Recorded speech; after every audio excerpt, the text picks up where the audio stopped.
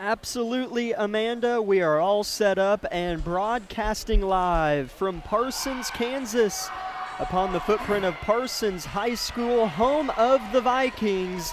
And tonight, for the second time this year, it's Parsons and it's Labette County, a rivalry that is so rich and so fun, taking place for the second time this year here tonight. Welcome in, Grizzly Nation, to the Tank Connection pregame show of Labette County Lady Grizzly basketball. It's been a tale of two different seasons regarding Labette County and Parsons. Labette County 13-2 on the year, Parsons 2-12.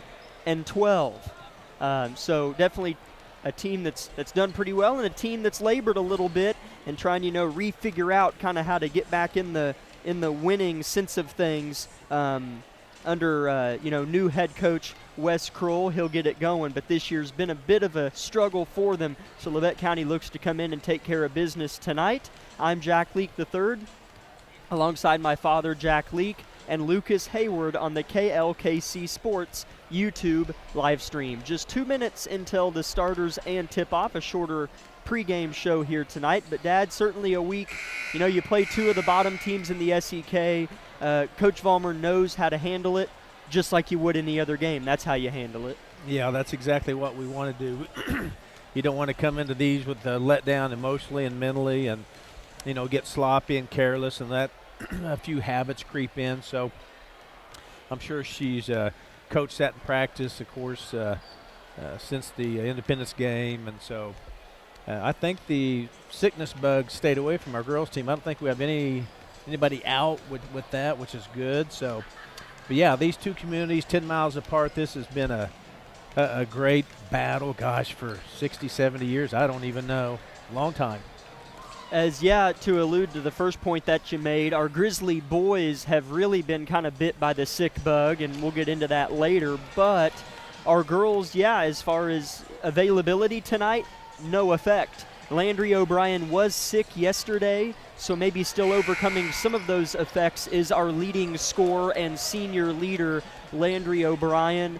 But certainly much more fortunate than our boys team as far as some of the virus stuff that's going on around the area. And I did misspeak earlier. Parsons is 2-13, not 2-12. Keisha didn't have the Fort Scott game up on the website yet. So a 13-2 team versus a 2-13 team tonight. So it'd be a good victory for our Grizzlies that's anticipated, or it'd be a wild upset in the SEK as the standings were shaken up a little bit as Coffeyville was upset at home by Pittsburgh. So it's Labette County and Fort Scott in first place. Coffeyville drops a game the other night. So gotta win it. Gotta win it tonight. PA announcer addresses the crowd here on tap. Everybody rises to their feet for the anthem. Back in 2 minutes with starters.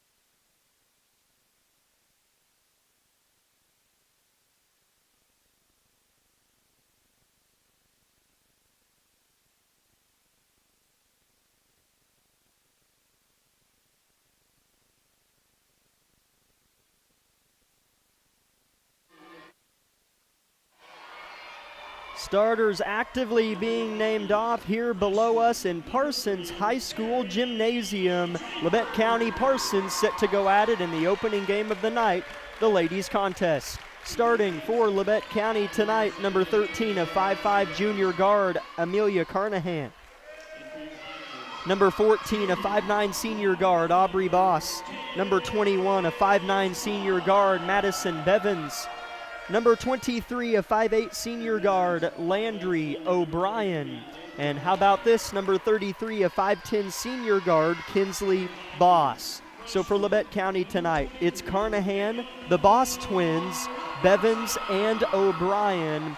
The Boss twins, a force to be reckoned with. Kinsley returned from an ACL tear at Coffeyville about 10 days ago and has been doing so well since returning from that injury. You don't see that a whole lot.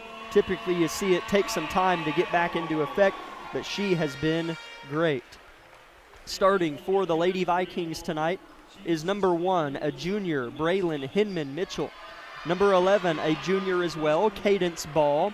Number 3, a sophomore, Terry Draper. Number 2, a freshman, Heidi Schultz. And another freshman, number 23, probably their better athlete, Ayana Robertson. Head coach for Parsons, Wes Kroll, assisted by Brittany Odom and Bridget Dunley. Head coach for Labette County, Brianna Vollmer, assisted by Madison Evans and Heather Wilson. Is there a starter that was wrong for Parsons? I might have missed 34, senior. Sayla Ray. Sayla Ray, yeah. As I believe that is correct. So we'll get that here in a minute. Labette County in their road red uniforms, tops and bottoms, with black numbers and black Grizzlies in block letters on the chest. Parsons, home white uniforms with blue striping down the sides, down to the bottom of the shorts, and blue numbers on the front and back. Labette County in red, Parsons in white. Referee brings the ball to the middle of the Viking at center court, and the tip is won by Robertson for Parsons. It is Sayla Ray getting the start for Parsons. First possession goes to the Vikings, the home team, looking to pull off a monumental upset here tonight. A 2-win team versus a 2-loss team. Good student section for Labette County, as they have about 2 or 3 times the students that Parsons does so far. Looking to drive, losing it just a touch. Aubrey Boss, good defender, forces a turnover. Yeah, it looks like we're going to pick him up in a man-to-man, and Parsons appeared to me to be wanting to milk the shot clock and probably trying to slow this game down and, take 1 shot per possession. Millie Carnahan with the ball for Labette County. Good backside pass, but a touch high. Turnover for both teams to open tonight's contest. Yeah, that was a good look. We're just a little spun up right here off the get-go, and yeah, that pass was just a little high, a little hot. Labette County opens the jaws and shows the teeth of the press that has plagued so many teams this season. Parsons played us pretty well at home. Aubrey Boss gets a steal on the far side and double dribbled after the steal. Coach Vollmer knew it. But Parsons kind of made it a game for a little while. Labette County ended up pulling away with it in Altamont back in December. But they hung around for a while. They did. Our team just needs to be patient in these games and keep playing hard. And sooner or later, you're generally going to kind of blow this open a little bit, would be my guess. Kinsley Boss gets a steal for Labette County, who has the ball for their second try tonight. It's still 0-0. Carnahan, quick trigger 3, right wing, falls down, hit the rim, and fell down after thinking about it. Really soft rims here. Yeah, talk about touch there. 3-0 good guys early. With it for Parsons. Cadence Ball forwards it ahead to Ray. Bounce pass wasn't there, but her shot is good off the glass. Yeah, that was a nice move there. Kind of dribbled through the center and then made a nice bank shot in. 3-2 Labette County. Millie, second 3 of the game, missed it. Good position. Bevins cleans it up. That's what happens when you work before the shot. You find your defender, get underneath him, and box him out. Love seeing Millie take that. She struggled a little bit, but played really well at Indy in our last contest. A jump ball here forced. Labette County Lady Grizzlies coming off of a 56-30 win at Independence, a game in which they were led in scoring by Millie with 15 points. Labette County gets the jump ball possession. Landry O'Brien in pink basketball shoes dribbles into 3 Viking defenders, and the floater goes for number 23. Yeah, how nice was that? And I know she's wanting to get into a good rhythm early here. She's been kind of hard on herself, as only she can be the last couple games, but she's played great just on the offensive side. We've got a steal here by the Grizzlies. Long pass up ahead to O'Brien. The defense flexing early. Unselfish pass for Landry. Another good look. Bevins open for 3 in the corner. Boom. Gosh, talk about nice ball movement there. Look at Bevins fired up. That's a good sequence right there.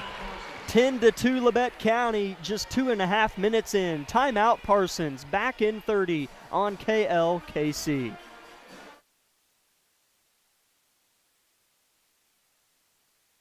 Hi, I'm Shelby, one of the pharmacists at Bowen Pharmacy.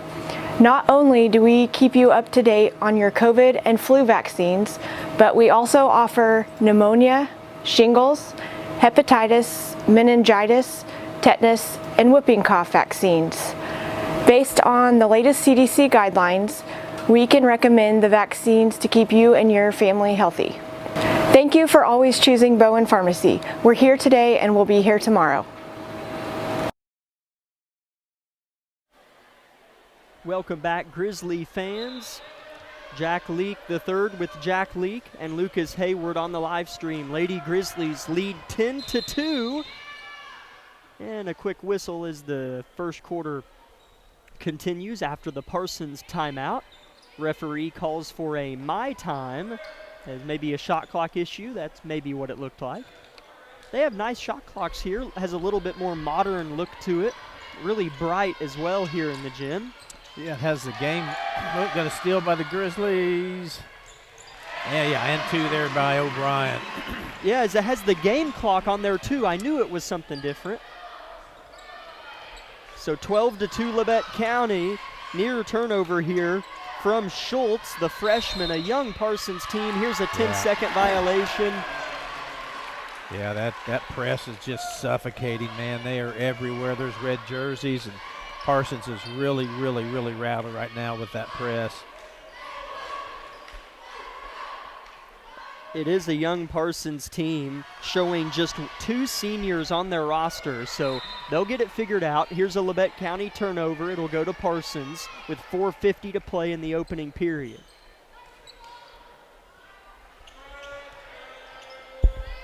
Lady Vikes working right to left. They've had about 1 solid possession. That's where Sayla Ray scored their bucket. Another jump ball. Parsons didn't quite get across half court, but the arrow stays with the Lady Vikes this time. In for Labette County is Amory Baker and Jaden Davis. Yeah, the fresh bodies just keep pouring into the game. Anna Cantrell. So a fresh set of 6 or 8 new legs out there to just really get to hustling.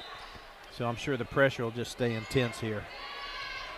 Ball is in for Parsons, near throwaway, but tracking it down far side is Cadence Ball. Kind of a blind pass, intercepted by Davis. Good hands from Jaden there. Well, that sure was. Really good hands and stayed with it and got it kicked out.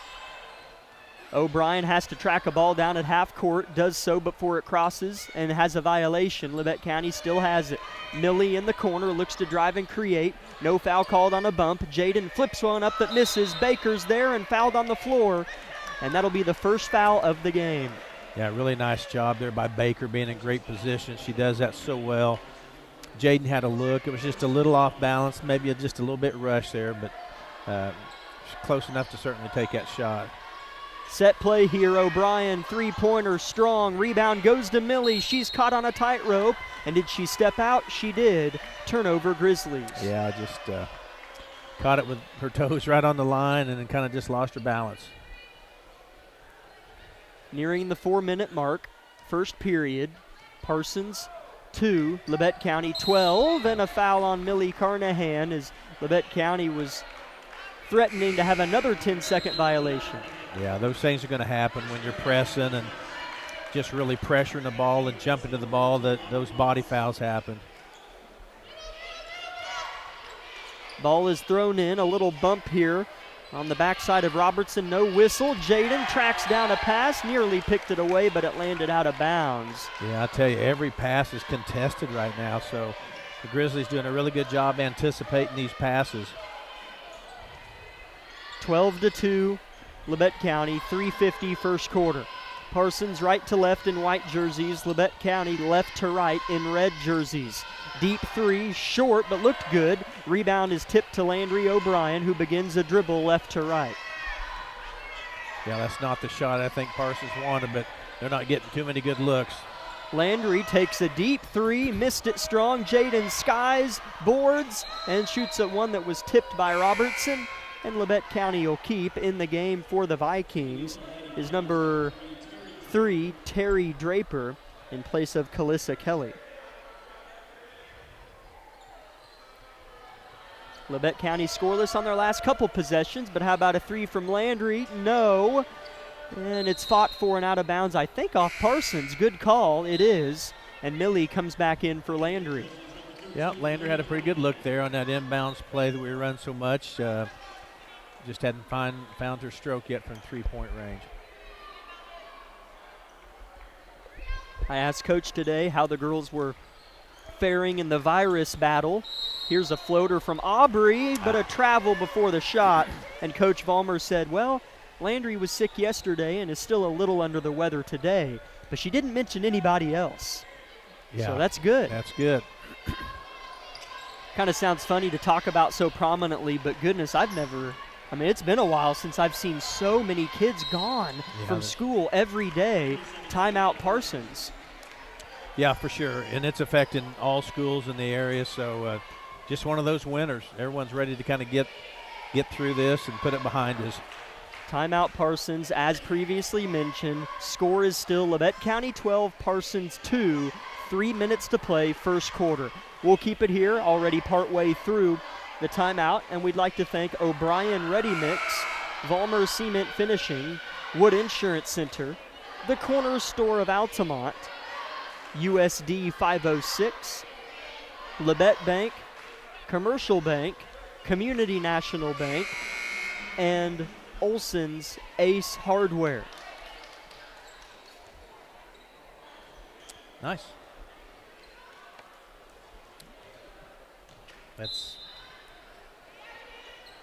That's impressive. Go ahead, finish the compliment. Well, you're saying all those without any notes, just staring at the court. That's good memory for our sponsors, which are awesome. Absolutely. Double teamed in the near side is Sailor Ray. Tries to throw out, throws it away. And a travel on Jaden, who doesn't think she moved that left foot, but didn't have anywhere to throw the ball quick enough. Yeah, I couldn't tell. I mean, I'm sure she traveled. I just, from my angle, couldn't see exactly how that went down. Robertson, the freshman, rises, fires, and misses. Long board goes to Aubrey Boss. Dribbles with her head up. Good pass. Carnahan at the cup. Hook pass. Baker. Foul going up. No whistle, but she scores. Yeah, see, and that's what Millie's done so well more of late is drive, go to the basket, and either take the layup or dish it like she did. Nice. You got a nice interruption or a break up here by Davis on the press. Knocked the ball out of bounds. Man, this team's deep. You score in transition, get a deflection out of bounds, and sub in 3 girls that sprint onto the floor. Yeah, I know it. Yeah, it's such a blessing to have so much talent. So the Boss twins are on the floor alongside Amory Baker. That's 3 really nice post players. Here's another good floater for Sailor Ray. She has all 4 of Parsons' points with 2:15 left in the first. Yeah, that sure was. That's a pretty shot there by Ray. Landry looking for blood, but throws Aubrey in the corner. 3 down and out, and I mean down and out. Rebound tipped. Kinsley at the cup, fouled. Yeah, I like that. She caught it, took one quick dribble, and just went straight up. Didn't hesitate, didn't keep the ball low. Just took it to the rim, drew the foul. Kinsley Boss shooting the game's first free throws. It's 14-4, Labette County. Kinsley's first is a fire and make. Gosh, another nice soft touch. That ball danced around and fell. The rims are, at least on this end, a little bit soft, a little forgiving. Second free throw's missed. Rebound Draper. Tries to throw off and throws away. Aubrey finds Kinsley, fouled hard, and he'll shoot 2 more. Yeah, that's a Parsons team that looked a little frustrated. You know how that becomes when teams get steal after steal after steal. It just, because, yeah, that foul was pretty aggressive. First free throw for Kinsley, misses this one quite strong. Gets high fives from her 4 teammates on the floor. So it's Kinsley, Aubrey, Amory Baker, Landry O'Brien, and Madison Bevins. The second free throw for Boss is a pure swish. She's the 5th Grizzly to score tonight. Parsons with just 4 points from Sayla Ray, who breaks the press nicely. Ray now picks her dribble up and is fouled on the body by Labette County here. That's going to go on Aubrey Boss. Yeah, again, you know, wherever the ball's at, we have 2 people just, slammed up against it. So those fouls do happen. Pumpkin is thrown in. Near side with it is Ball. Throws to the top to Draper. Bevins giving her all kinds of trouble, but she keeps. Parsons with it. Ray hesitates, moves around the perimeter. Bevins tries to force a jump. No whistle, will take it. Inside they go, back to Ray. 17 on the shot clock, feels like eternity. Wide open for Ball on the weak side, misses. Kelly soars and collects. Parsons with a better possession. Yeah. Stripped going up though is Ball, and Labette County's gonna have a run out layup. Wow. Goodness, how impressive was that? Defensively, there was red jerseys everywhere that ball went. Then we get a steal and a layup. That was really, really nice. Parsons had their best sequence of the game, and 3 seconds later it ends in 2 points for Labette County. Kelly controls the pass and scores. Nice offense there from Parsons. Kalissa Kelly scores it. Yeah, Boss was just about a half a step from knocking that ball out. Bevins tries to knock one down, missed it off the front, goes to Amory, avoids the jump. They're going to call it though, but it'll stay with Labette County with 46 seconds left in the first quarter. It's 18-6 Labette County. Yeah, boy. Amory, again, just works so hard while the shot's going through the air. You can see her seeking out where she needs to get her body. I'm telling you, that doesn't just accidentally happen. So does a really good job setting up, screening out, and getting rebounds. Ball goes in for Labette County. There is a difference between the shot and game clock. Labette County can get another try as O'Brien misses here. Parsons back with it with 30 seconds on the shot clock, 33 on the game clock. Robertson continues the push, the rotation of the ball. It's swung to the far side, in the hands it is of Ball. Robertson back, fires, misses. Parsons collects, goes up, air ball, backside board, O'Brien. Labette County has 17 seconds, pushes left to right. Labette County by a dozen. Davis overhead, finds Kaylin McCoy, and one! Wow. How about that freshman? Great ball movement all the way down the floor, kick it into McCoy, goes up, gets fouled, shoots a free throw with 10 seconds left. The first quarter. I forgot to mention Kaylin checked in, but what a nice surprise to our radio listeners that she is in the game. An and one for Kaylin McCoy. Her and one free throw, good. Man, she's going to be good. She is, and she shoots the ball with such pretty rotation. That was a great free throw. Parsons with just 6 seconds. It's tipped out by Bevins, they say. So Parsons keeps down 15 to our Grizzlies with 7 seconds just under left in the first quarter. Parsons throws it in. They're working right to left. Terry Draper with it. 1 second. Sees the clock, forces, and misses. At the end of one period, it's Parsons 6, Labette County 21. Back in 1 minute from Parsons High.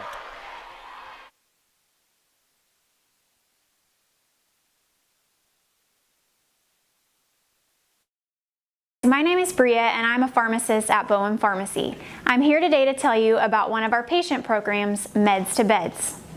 Bowen Pharmacy South is located in the medical office building at Labette Health.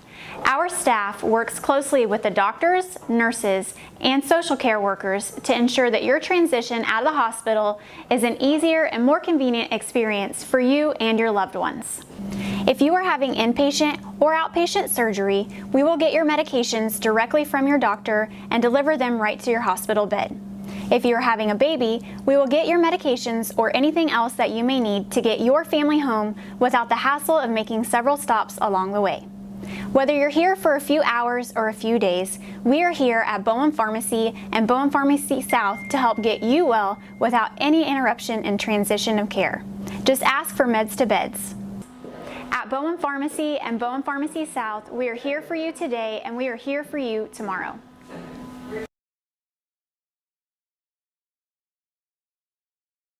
We're live in Parsons, Kansas, where Labette County leads the Vikes 21-6. Second quarter underway. A Sayla Ray 3 misses, tipped out by McCoy. Parsons keeps. Yeah, I thought that Parsons player, I don't know, 23 maybe, Robertson, I thought knocked that ball out, but the ref saw McCoy's hand on it. Robertson, such a talented freshman for the Vikes, does turn it over here, though, on a pass.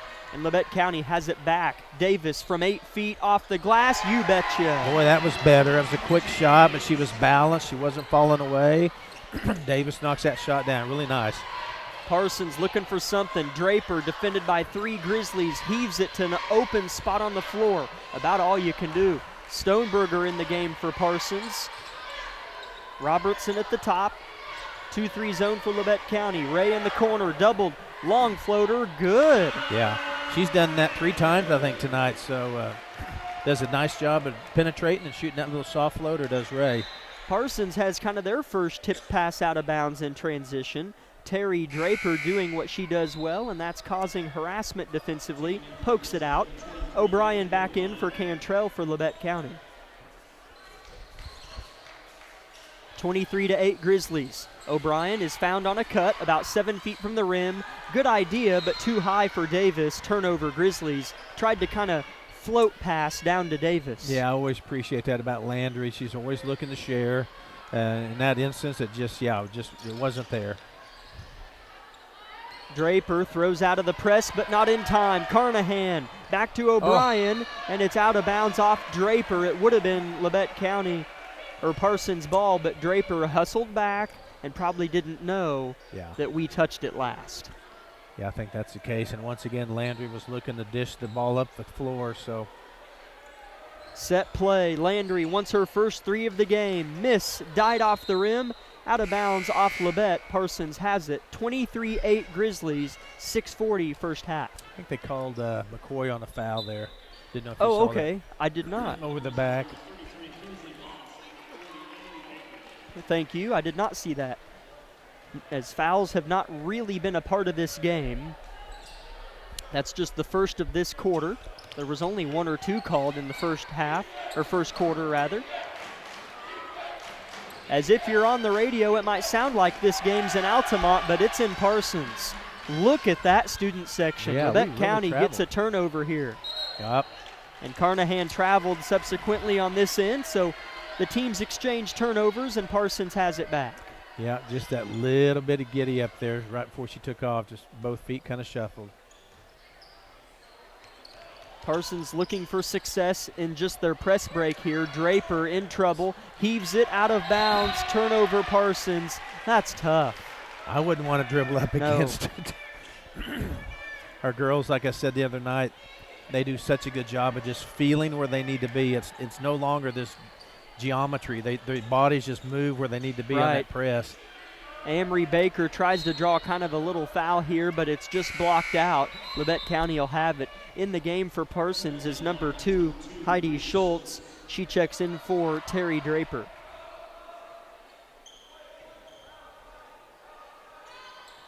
O'Brien to key it in for the Grizzlies. Good defense on the ball on the out-of-bounds stripe from Schultz. Landry will get one more try throwing it in.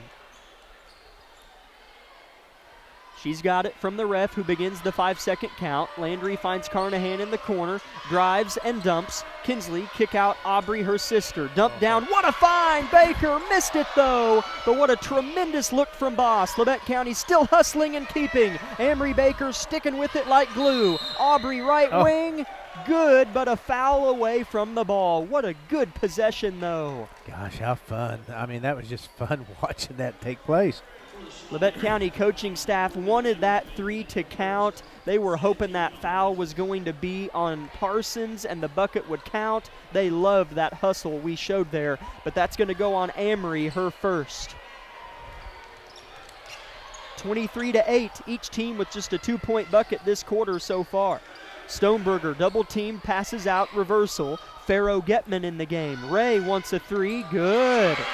I'm telling you, she's slowly showing us she can't be left alone. So she's a nice player, Ray is. Absolutely. She has 9 of their 11 points. Aubrey Boss at the top begins her dribble with the right. Her little floater goes down and out. Rebound Parsons. A little bit of momentum here for Coach Kroll's team. As Stoneberger turns it over, good defense by Aubrey. Landry to finish, no, tipped, back to O'Brien, finds Carnahan. Good look for three, no, rebound Stoneberger. Yeah, I feel like we rushed that possession. Here's another steal, though, by Boss, and a foul. She'll shoot 2 free throws. Parsons just having a hard time breaking Labette County's press. Yeah, for sure, and like we've said every game all year, our girls feed off and live off those transition points and those fast breaks. So this is really where we play our best basketball, is when we can just go. Aubrey misses her first free throw. Labette County 3 for 6 from the stripe tonight. 4:50 first half. Aubrey swishes the second, and it's 24-11. Labette County. Parsons has outscored us this quarter, though. Draper has it picked away, but out of bounds off Aubrey Boss. Lots of batted balls, steals, tips, jump balls, steals for Labette County. Draper patiently throws it in, and turning, firing, and missing is Ball, and the rebound goes to Baker, who finds O'Brien, who has open floor, left to right track meet. At the cup, right-hand layup missed. Rebound Parsons. Robertson, Bevins riding her hip, spins, good move, jumper short, rebound long, goes to Kinsley, long pass Landry, left to right, at the cup, left-hand layup, good. Yeah, there we go again. Good headsy play, looking up, O'Brien takes off, and easy two. Stoneberger picks her dribble up. Kinsley forces a jump. Labette County possession. Just after Parsons had gotten a little bit of momentum, had a few buckets go their way, we just come right back. So just relentless pressure from the Grizzlies. So, and here comes 2 or 3 fresh bodies. So it's just going to keep up. Aubrey Boss, Millie Carnahan, Amory Baker scoring underneath alongside Davis and Bevins are on the floor. Amory Baker with her second bucket of the game. Yeah, nice look by Millie Carnahan to get the ball inside. Here's a steal by Bevins. Nope. They're going to say it's off of Bevins on the effort. She almost had it. Parsons will have it here. I think Parsons yeah, I know. I thought it was off Bevins. Someone else hit it, so it's, yeah, Labette County ball. All right, thank you. My other set of eyes tonight. So it will be Labette County ball, 3:50 first half, 28-11 Lady Grizzlies here at Parsons. Millie Carnahan throws it in to Baker, faces, not much there. Carnahan back to Amory, a 2-man game, and Amory's fouled going up, and he'll shoot 2. The in and out there with Baker and Carnahan, you know. Ended up with a good shot down low and drew a foul.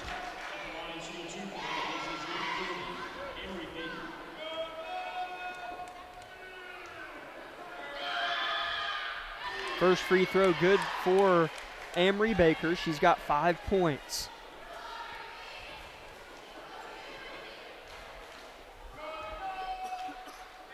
Amory eyes down her second to go 100 on this trip. Missed it. Long board goes to Draper in the far corner. Kind of a checkered hardwood floor here in Parsons, with blocks being light wood and other blocks being kind of a darker color. Labette County gets a steal, left to right, they rip. Baker at the cup, blocked by Robertson. That's called parquet. The floor? Yeah. Oh, okay. I'd like to try to teach you something once a day, actually. Yeah, wow. I think that's parquet. Spelled with a Q and a U, parquet. I think spelled with a P-A-R and a K-A-Y. I don't think there's a Q in there. I don't okay. know. Boston Celtics used to have that floor. Okay, three-pointer missed by Millie. Rebound Parsons. Schultz in the corner in front of a loaded Grizzly student section. Right wing, Ball in trouble, harassed. Picks her dribble up, calls for help out loud. Finds Robertson, who pounds it. 3 minutes first half. Millie forces a jump ball. It'll stay with PK, but not much going their way. Yeah, if you let the ball stop anywhere, you're in trouble. They're just going to have to keep it hopping and hopping. or the Grizzlies will be right there, and then they'll just grab it. Coach Kroll has signaled to his guards a few times tonight to either put the ball high or on your hip, kind of the triple threat positions they call it. Yeah. So they're trying not to show it to our Grizzlies. Ball drives, flips up a tough floater that misses, and they get back. As parquet is spelled with a Q and a U. Try to teach somebody something once a day, every once in a while. Maple or oak, it's used. Labette County will have it in the half court as Parsons poked one out. Keely Good in the game. That's definitely what it is. All right, I'll put that away. Good call, I like it. A parquet floor here in Parsons. O'Brien at the top, head fakes, drives. Tough two is pulled down on. Keely Good dribbles once, finds Davis on the block, turns into Kelly who blocks it. Yeah, I think Davis got a little frustrated there. That's okay. She just kind of turned and shot, and there was someone right there, so felt like she got fouled. Landry O'Brien just got called for a foul, and she kind of complained about it a little bit, and the ref grimaced and tried to stare at her until she looked at him, but Landry never looked back at him. And then the ref looked at Coach Vollmer with the same disgusted face, and she didn't look at him. It was just funny. Yeah. It's three-pointer missed by Parsons, put back missed by Robertson, but she's fouled, and Parsons has their first free throws coming up by their freshman.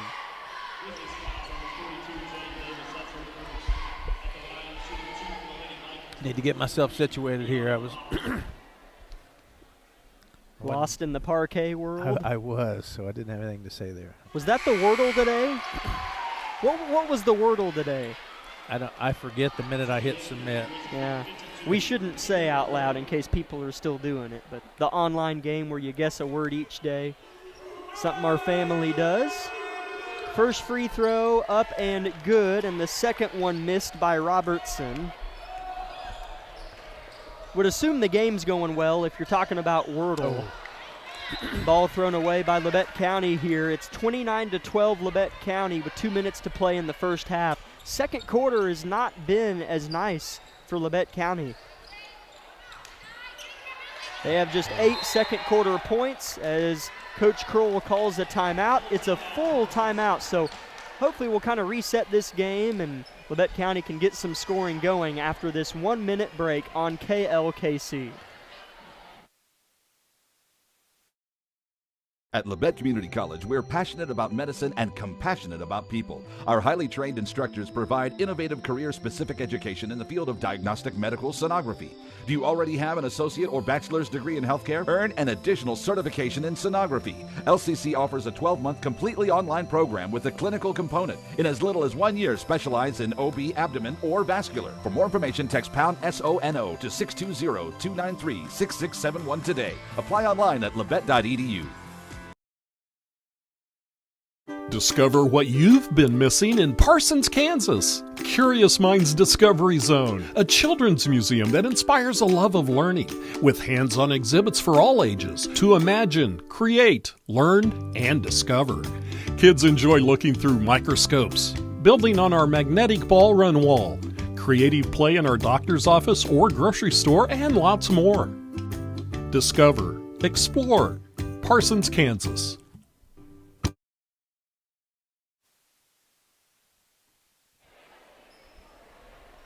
Labette County playing defense here against Parsons. Grizzlies lead by 17. Robertson fires and misses for Parsons. They get their own rebound. Ball wants a three and swishes it. That was probably the best possession they've had yet, really. Parsons got 2 or 3 different looks. Threw the ball around a little bit and got a score. Now we have a travel here on Labette County, so Parsons has the ball. Labette County up 29-15. Parsons has outscored Labette County in this second period. On the floor for Labette County is Kaylin McCoy, Madison Bevins, Millie Carnahan, O'Brien, and Kinsley Boss. Backcourt violation here for Parsons. Stoneberger knew it when she threw it, and Coach Kroll's going to coach her up a little bit and help her out. It'll be Labette County inbounding by Parsons' bench. That sort of thing happens when you're in the frenzy of a press. You know, you just want to unload it.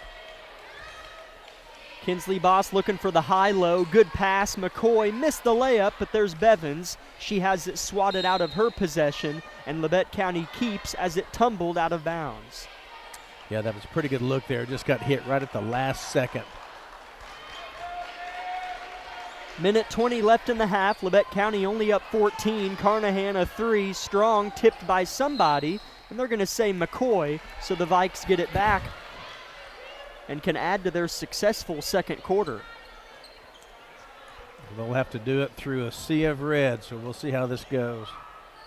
The press has hurt him, and Landry gets a steal and a foul quickly on Parsons. Landry intercepted it and then was grabbed from the back by Schultz. And that's her second, and the third is a team on Parsons. Gosh, how nice is that to get a steal and then a quick foul on the other side. So Labette County needs to end this minute on a decent run to kind of pop it back out to 16 or so. Landry trying to add to that, a three-pointer, high arcing, misses. Another board goes to Kinsley Boss. Carnahan, backside drive, floater, good off the window on the weak side. love that about Millie. Like I said over and over, it's just because she keeps doing it, driving and making some good shots inside. 31-15, Kelly scores. Kaylin McCoy kind of tripped and fell and allowed Kelly to score it quite easily. Yeah, she was in good position, just got tripped up. Back to a 14-point lead for Labette. Landry, high pass inside, intercepted by Robertson. Ball with it, long pass, tipped by Carnahan. Parsons will keep it with 25 seconds left in the half. You know, I'm trying to figure this second quarter out. Things came so easy for us in the first quarter with the press. I feel like we're getting a little bit out of position, a little sloppy this quarter with passes. Yeah. Ball goes in for Parsons. Kelly, back out ball. Another good possession. Three-pointer airballed, though. Stoneberger tries to save it, but Labette County will get the last shot of the half, up 14. Yeah, we'll see what Coach Vollmer signals in here. If they get a good shot, if they'll take it, or if they're going to try to hold till about 4 seconds and go from there. We'll see. 12 seconds. It's a set play. Kinsley Boss looking high-low. Landry could have shot the three, but in my opinion, wisely pulls it down. 4 seconds on the clock. Kinsley Boss finds Landry at the top at the buzzer. Boom! I don't know why that's an easier shot when it's 5, 4, 3, 2, 1, but it is. It just feels like teams make a lot of those at the buzzer. Barrett Heston hit a couple of them last week. Something happens when all you think about is catching and getting rid of it. Yeah, right. It's crazy. Yeah, certainly some cognitive things behind that. So that was big in certain ways because that wasn't a very good second quarter, to be candid, but Landry kind of made it look a little bit more pretty on paper. Labette County 34, Parsons 17 at the intermission, back in 3 minutes with the Eye Care Associates halftime show.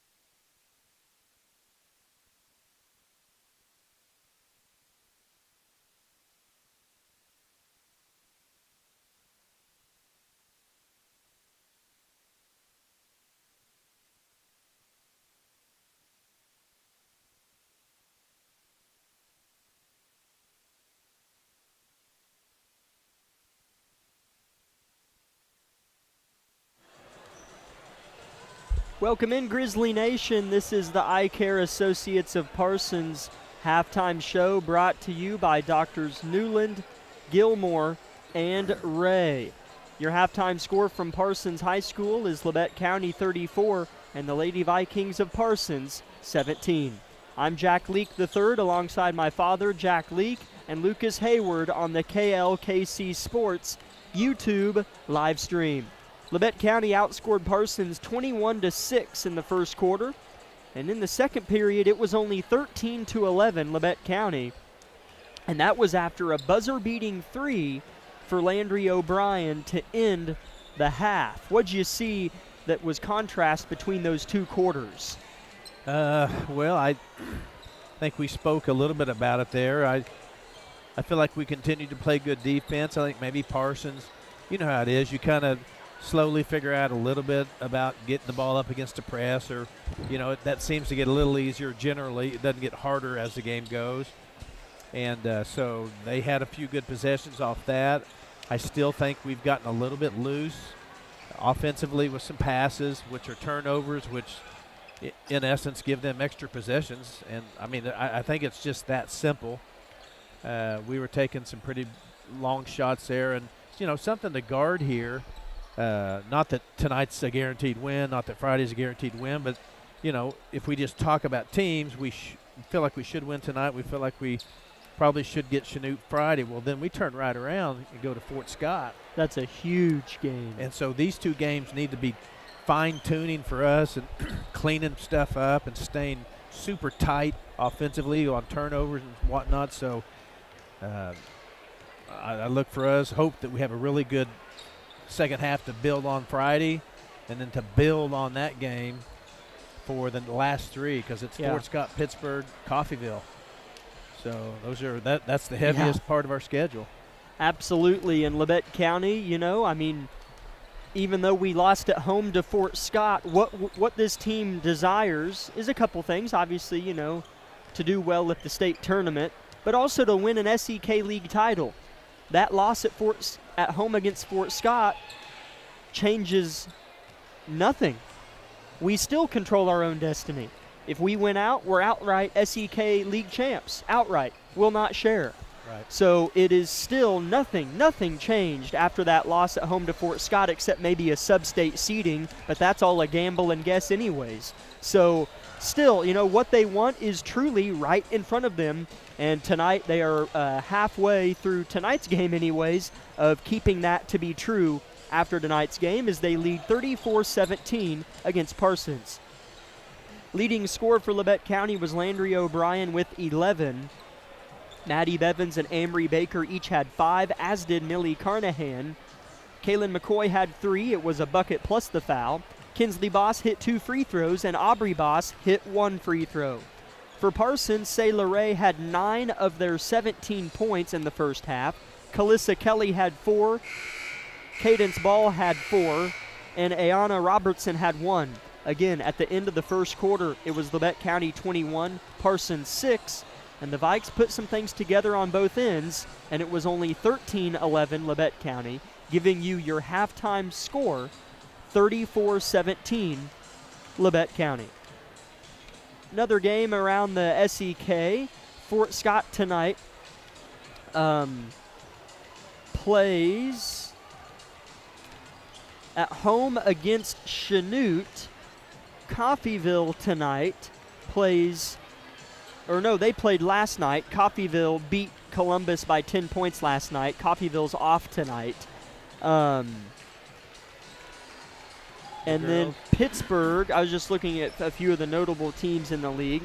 Pittsburgh plays at home against Indy tonight. So that'll be a fun boys and girls game tonight, Indy at Pittsburgh. So a couple games from around the area. This has been the Eye Care Associates of Parsons halftime show. Third quarter in 2 minutes on KLKC.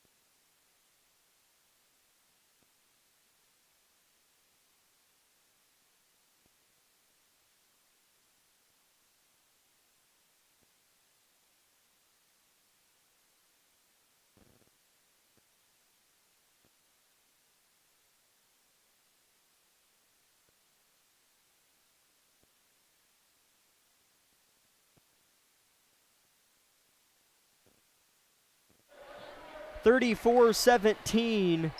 Labette County leads Parsons at the halftime break. Welcome back, Grizzly fans. Labette County will start with the basketball to open up the third quarter. Ball is thrown in to Landry O'Brien. Right to left goes number 23, the senior. Carnahan in the corner, pivots and finds Aubrey right wing. Kinsley faces the rim, looks to score but isn't there.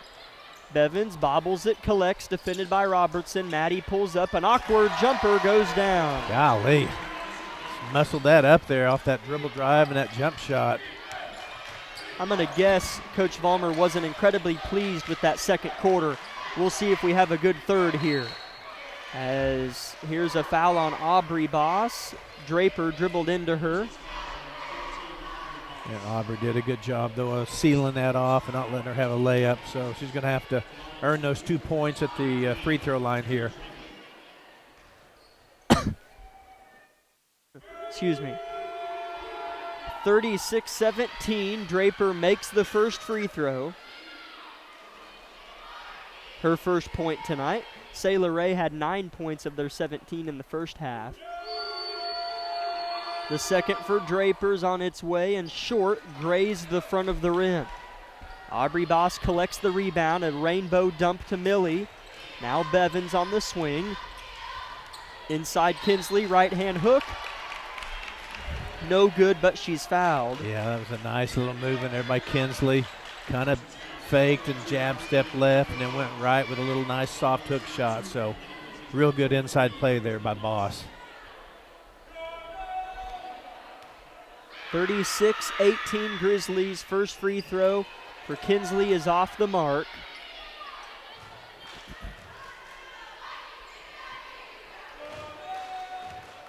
One more for number 33. No good as well. Aubrey, her sister, gets the board, throws back to her, and across the paint pass poked out by Robertson. Labette County keeps it, though, off the 2 missed Boss free throws. Yeah, O'Brien was open, but just for about a half a second there. Inbounds goes to Landry in the corner. Kinsley turns and finds Millie. Aubrey at the top, drives, cradles, floater, no. Gets her own, put back, Yeah. Yes. Great inside play continued there by both Boss twins. Following her shot and getting the putback. Schultz throws it ahead, and a bump foul either on Boss or Carnahan, and they get Aubrey Boss her second or third of the game. That's her third.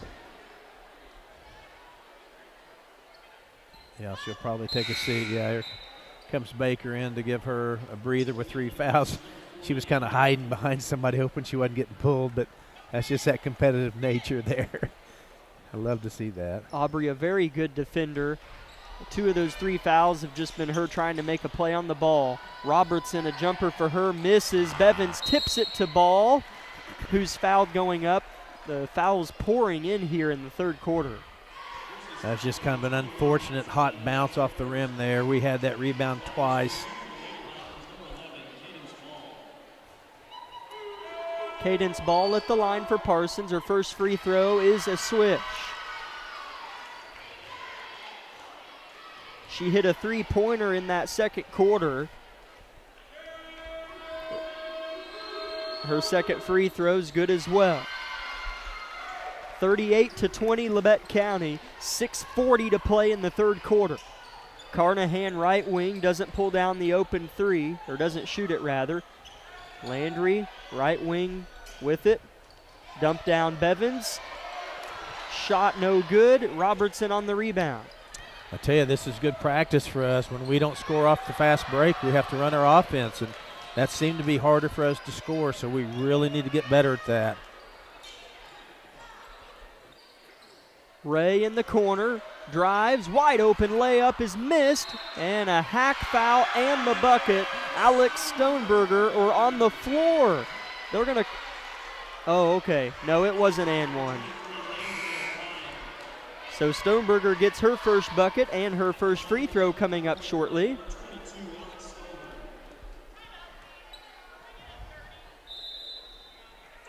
Coach Vollmer probably still not entirely pleased with our squad here. Just a few sloppier fouls in this third quarter. It's 38-22 Labette County, but an and one free throw coming in 30 seconds for Parsons.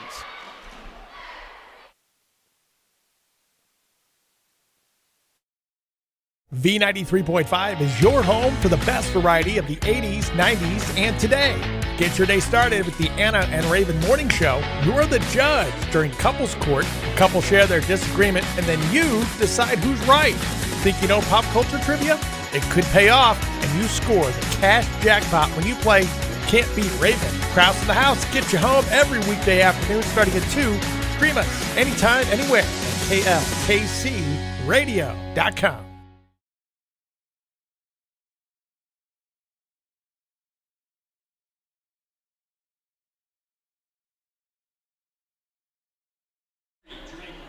And Parsons has 6 different Vikes that have scored. They've played okay here, really. It's 38-23, Labette County. Grizzlies out of a Vollmer timeout. We'll see what they buttoned up, if anything. They go into Davis, who turns, fires, and misses. A little bit too quick of a shot. I think she could make it if she settled. Yeah. Parsons misses a layup. Rebound Cantrell. O'Brien pushes, full head of steam. Davis back to Landry at the cup, fouled, no bucket, but 2 free throws. Yeah, we're needing something here to kind of go our way to kind of stop the uneasiness. I mean, I feel like we're okay in the game, but right now Parsons is half and somewhat in the second quarter, has outscored us. Landry swishes her first free throw. She has a dozen on the night. These are her first free throws, and yeah, that makes it each team with 5 points this quarter. The second, good as well. Both those looked really good. Those are good free throws right there. A 7-8-0 run would feel really good right about now. 40-23, Labette County. Parsons breaks it. Ray wide open to 3. Boom. Yeah, she's tried to teach us a lesson all night. She's a shooter, so you can't leave her alone out there.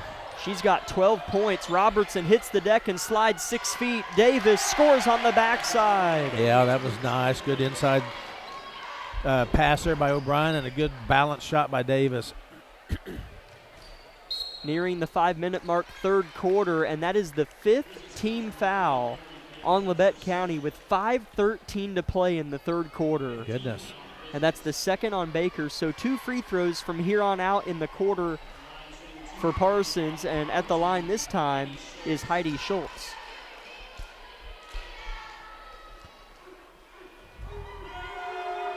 Schultz first free throw, spins it, fires it, misses it. She'll get one more here. Terry Draper, or no, she was already in the game, sorry. As I'm sure the message at halftime was one of unsatisfaction, and Coach Vollmer called the 30-second timeout just a little bit ago. I'm sure that wasn't all rainbows, but Labette County just trying to maybe put together a little cleaner sequence of play here. It's been a little sloppy, you mentioned earlier, as Schultz makes the second as well. Yeah, and again, now Parsons is going to kind of press us. I think they're feeling a little bit of the momentum change, and they're just trying to, feed their own energy here. It's 42-27 Labette County. Parsons does press. Landry breaks it, pulls up a little floater that goes down and out. Rebound ball. I'm good with that. That's a nice little 5-6 foot shot there. She makes that most of the time. Turnover Parsons in transition. Aubrey Boss back in for Anna Cantrell. 42-27, 4:55 third quarter. Landry gets across, and a foul on Parsons. Riding the hip of Landry. That goes on Robertson. Her third and the team's 4th, I believe. It has 3, but I thought it was 4. It's going to be a long quarter if they get 5 fouls too here pretty quick. Yeah, as in the first half, fouls weren't really part of the equation. But in the second half, this third quarter that is, it's been the opposite. Aubrey Boss comes off a Davis screen, pick and roll, bingo! That was played to perfection. Pick, roll, hit the roll and the layup. Stoneberger, much more patient this time, has a successful pass. Now Rays is batted out by Jaden Davis. Jaden does a nice job just kind of hanging back, playing center field on that press and breaking up those long passes. Parsons in the half court, 4:30 left in the third quarter. Labette County harassment. Carnahan forces a jump, but Parsons keeps with the arrow. I tell you, Millie's got that streak in her. For such a quiet, sweet little young lady walking down the hallways during the school day, boy, she can rip the ball out of your hands when she's wanting to play like that. I don't feel like that foul would have been called in the first half. That's what I don't understand, is that's going to be Millie's second and the team's sixth. Yeah. So 2 free throws for Ray here. Yeah, that's a lot. And Parsons has 3. And it's 4:23 left in the third as Ray makes the first.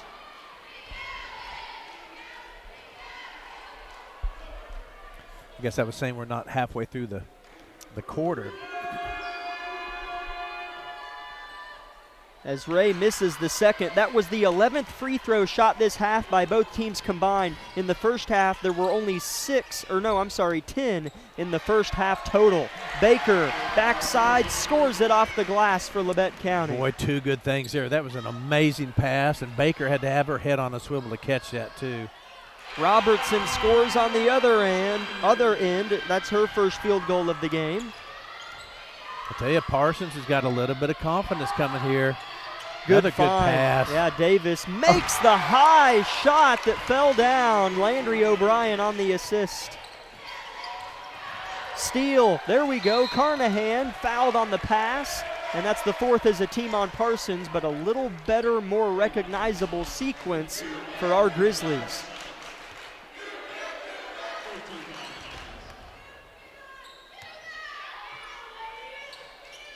(48-30), Labette County in front, but Parsons has played pretty good the last couple quarters. Another pick and roll. Davis didn't get the roll though. Rebound Carnahan. Drive short corner, one arm flipped, intercepted by Parsons. And Robertson just kind of accepted the jump ball, and Labette County will keep it. Yeah, that kind of set it out there as a gift, and we just took it. Yeah, Jaden had another good pick and roll look there. She'll be frustrated she didn't make that, but it was close. Ball goes in. Davis wide open, off the window, boom. Yeah, gosh, we'll take that too. And here comes that press again. Jaden Davis with 8 third quarter points. Labette County tips it out. Vikings keep it. Kaylin McCoy and Kinsley Boss in the game for Jaden Davis and Amory Baker. 3:30 left in the third quarter. It's 50-30, Labette County.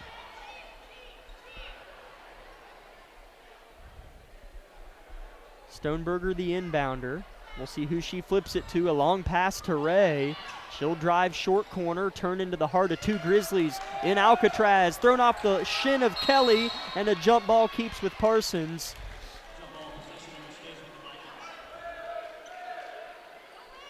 With 3:20 left in the third quarter. Stoneberger inbounds now in front of Parsons student section. Goes to ball. Robertson right at the cup. Misses short. Good defense by Kaylin. And McCoy boards and finds Landry. Right to left, Labette County in red jerseys. Landry, nobody stops her. Floater short though. Rebound Robertson. Tries to find Kelly. Kelly saves it to Kinsley. To Aubrey. Yeah! Yeah, another never say die right there. Boy, we just hung around and kept breaking up. Got the steal and just put it back. 52-30.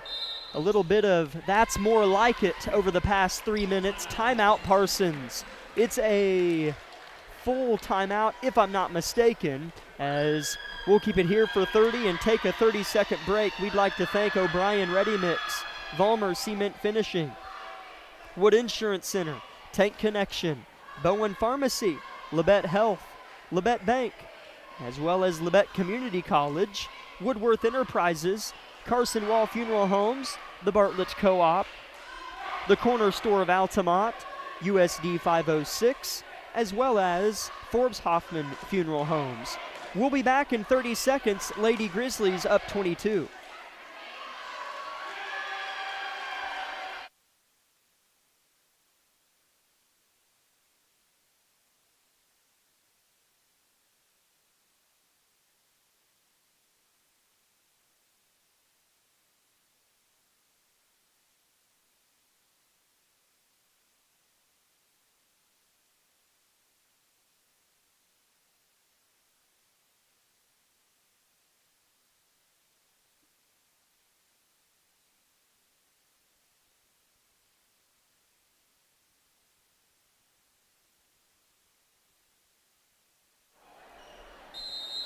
Labette County on a little better run here as of late. We're live in Parsons, Kansas. Jack Leak III and Jack Leak, my father, with you on the call.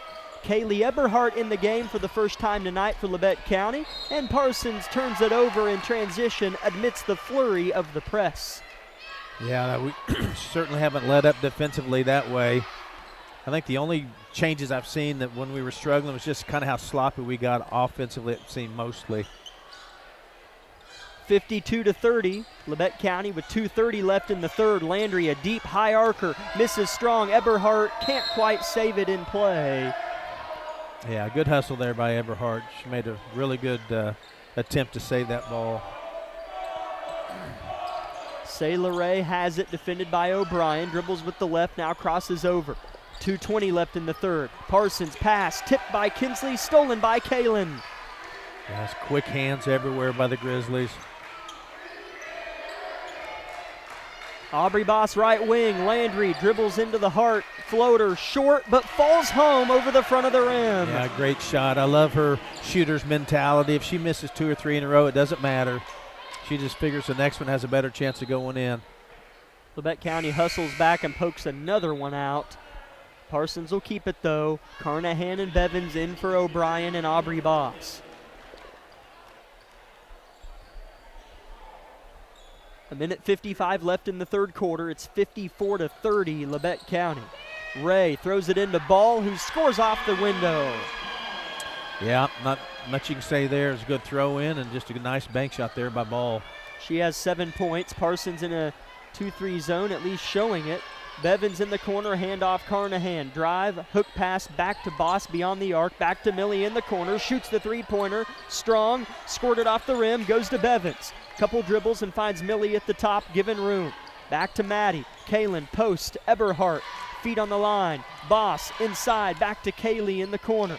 Dribbles into a tough spot, reverses it to Kinsley with 20 seconds on the shot clock. Bevins, one more, there you go. Carnahan wide open, short. Coach Vollmer loved everything but the miss. And a pinball out of bounds off Eberhardt here.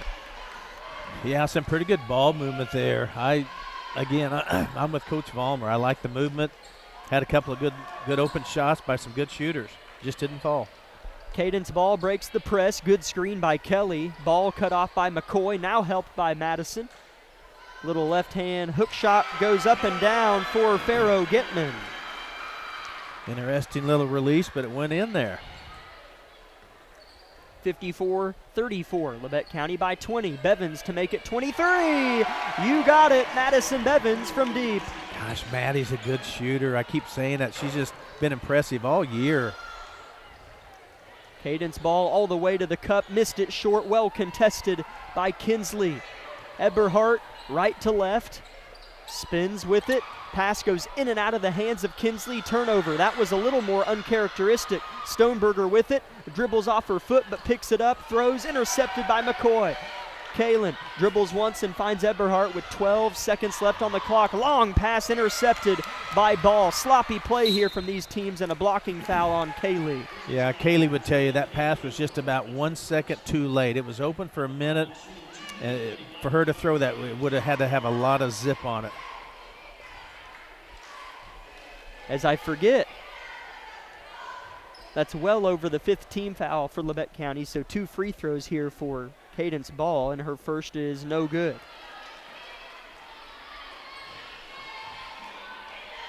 .8 seconds left in the third quarter.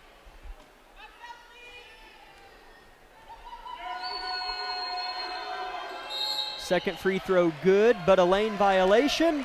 No basket for Parsons. Gosh, I can't quit to look at that student section of ours. It's double Parsons. Ball goes in. 5 seconds. Down to 3. Carnahan finds Kinsley Boss. Three-pointer in the corner. Strong. And McCoy's putback is not in time. And Labette County outscores Parsons 23-17 in the third quarter. To make your total score 57-34 Grizzlies. Back in 1 minute with the fourth and final quarter. My name is Bria and I'm a pharmacist at Bowen Pharmacy. I'm here today to tell you about one of our patient programs, Meds to Beds. Bowen Pharmacy South is located in the medical office building at Labette Health. Our staff works closely with the doctors, nurses, and social care workers to ensure that your transition out of the hospital is an easier and more convenient experience for you and your loved ones.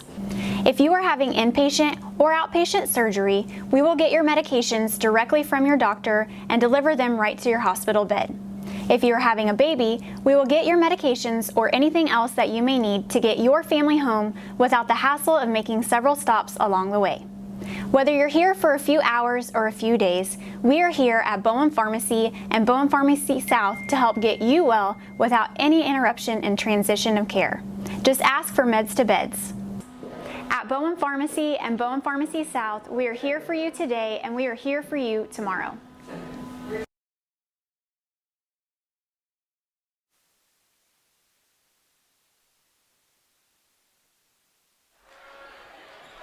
Labette County beat Parsons back in December by a score of 57-37, and that's just about our score at the end of 3 quarters. It's 57-34 Labette County.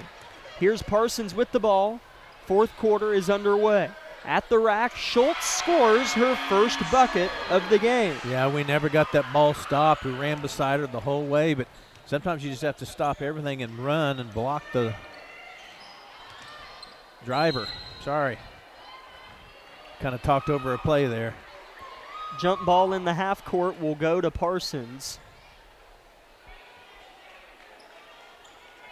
Again, Labette County outscored Parsons 23-17 in the 3rd quarter and 21-6 in the 1st quarter. Labette County's got to hustle back. Robertson shoots one off the bottom of the backboard. That better be a foul because she was behind her. They're going to call a jump ball that goes to Labette County. Parsons should be fortunate that wasn't a foul. Madison Bevins checks in for Amory Baker. That's not a foul when you're down 20. And that's just part of the game, you know. That's how that goes. 7 minutes left. Labette County indeed up 21 points here on the road. Landry, quick trigger 3 left wing, swish. Caught it, hopped, shot it. That's it. Just happened within a half a second. That's when she's at her best. She has 18. Parsons looking to advance left to right. Good defense by Aubrey Boss. But it's out of bounds off of Labette County. Parsons will keep it. Did a good job not getting a blocking foul there. Yeah, she stopped the ball but kept backing up just enough. 6:45 left in the game. Labette County by 24. Ray in trouble in the corner. Reverses out Schultz. Parsons has handled it better. Robertson back to Ray, calling for it. 3, swish. I have to compliment her. Ray, my goodness, has made 4 or 5 threes, I think. Davis fouled in transition, and Jaden will shoot a pair. Jaden Davis has 10 points tonight, 8 of them in the 3rd quarter.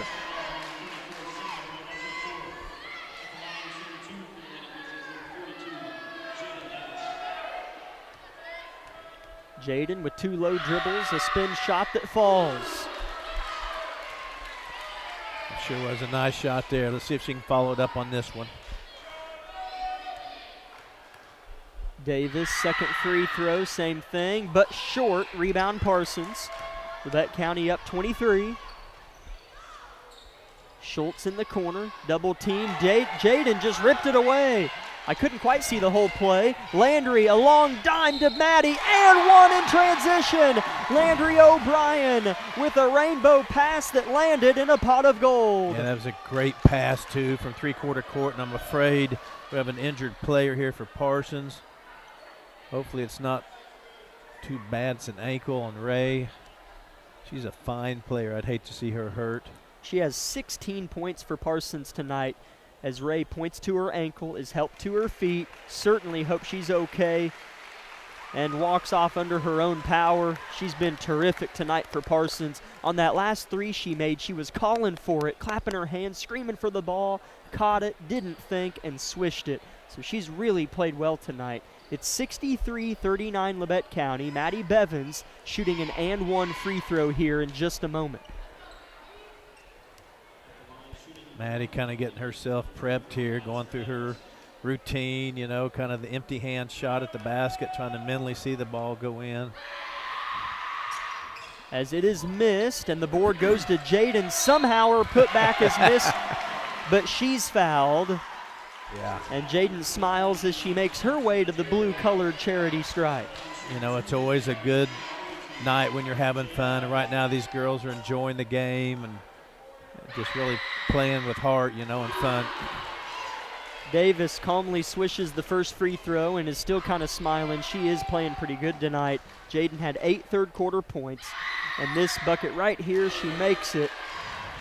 Gives her her 13th point of the game. Yeah, she shoots a really good shot, too. Yeah. Turnaround foul on Davis in transition. That's Labette County's first foul of the fourth quarter. Parsons already up to 3. 6 minutes left in the game. Labette County leads 65-39. Schultz keys it in to Stoneberger. Eyes down her options and Lchs left side. Ball in the corner, drives in front of her student body in the bleachers. Bevins rips it away, and a jump ball will keep it with the Vikes. Bevins working hard. You know, we're playing that zone, but if you throw the ball to the corner, it's just like we're still in our trap. Two people go out and you're in jail. So it's, I'm telling you, intense defense we've got. Ball is thrown in to Terry Draper. Dribbles with her dominant right hand. O'Brien all over her. Cadence ball open in the corner and swishes a three-pointer. Tell you, they've hit some threes tonight, Parsons has. Up probably 4 or 5. Labette County, meantime, throwing one out of bounds, tipped by Ball. Labette County keeps. Parsons tonight has made 5 three-pointers to Labette County's 5 as well, actually. Okay. So each team with 5 threes. They've shot okay from beyond the arc, has both teams. Bevins, right corner, head fakes just a little, continues the ball movement. O'Brien pulls up a little jumper too strong. Terry Draper on the board, rips it left to right on the floor. Cadence ball with the skip pass to Stoneberger, once in on the three-point party. Missed it, but looked good 99% of the way. It sure did. Rebound Labette County. Landry crosses up her defender, looks to rotate it. Jaden Davis. Ball over her head. Bevins pulls the three. Short. Davis, put back, no. Rebound Parsons. Yeah, had a good look there. Davis got a good rebound. It just didn't go in. I think Davis going to be called for the foul here. That's Davis's third and the team's second of the fourth. Checking in is Anna Cantrell, Kinsley Boss, and Kaylin McCoy. The other 2 Grizzlies on the floor right now are Maddie Bevins and Landry O'Brien with 4:50 left in the game.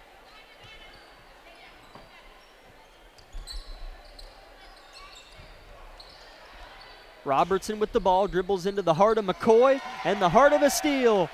Kinsley Boss rips it away. O'Brien rises, fires, hits. Yeah, that was well played. You could see her look to pass it, but the pass wasn't there.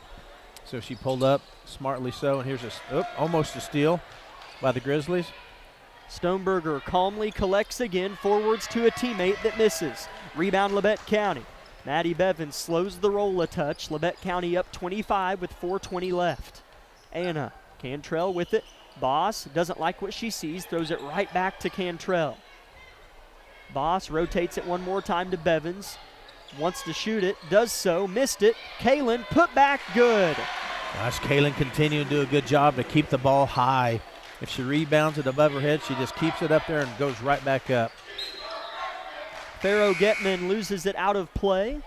3 Grizzlies check in. Eberhardt, Good, and Baker. The 2 that stay are McCoy and Cantrell. So the likes of the Boss twins, Bevins, O'Brien, Carnahan, Davis, all on the bench. They've been fabulous.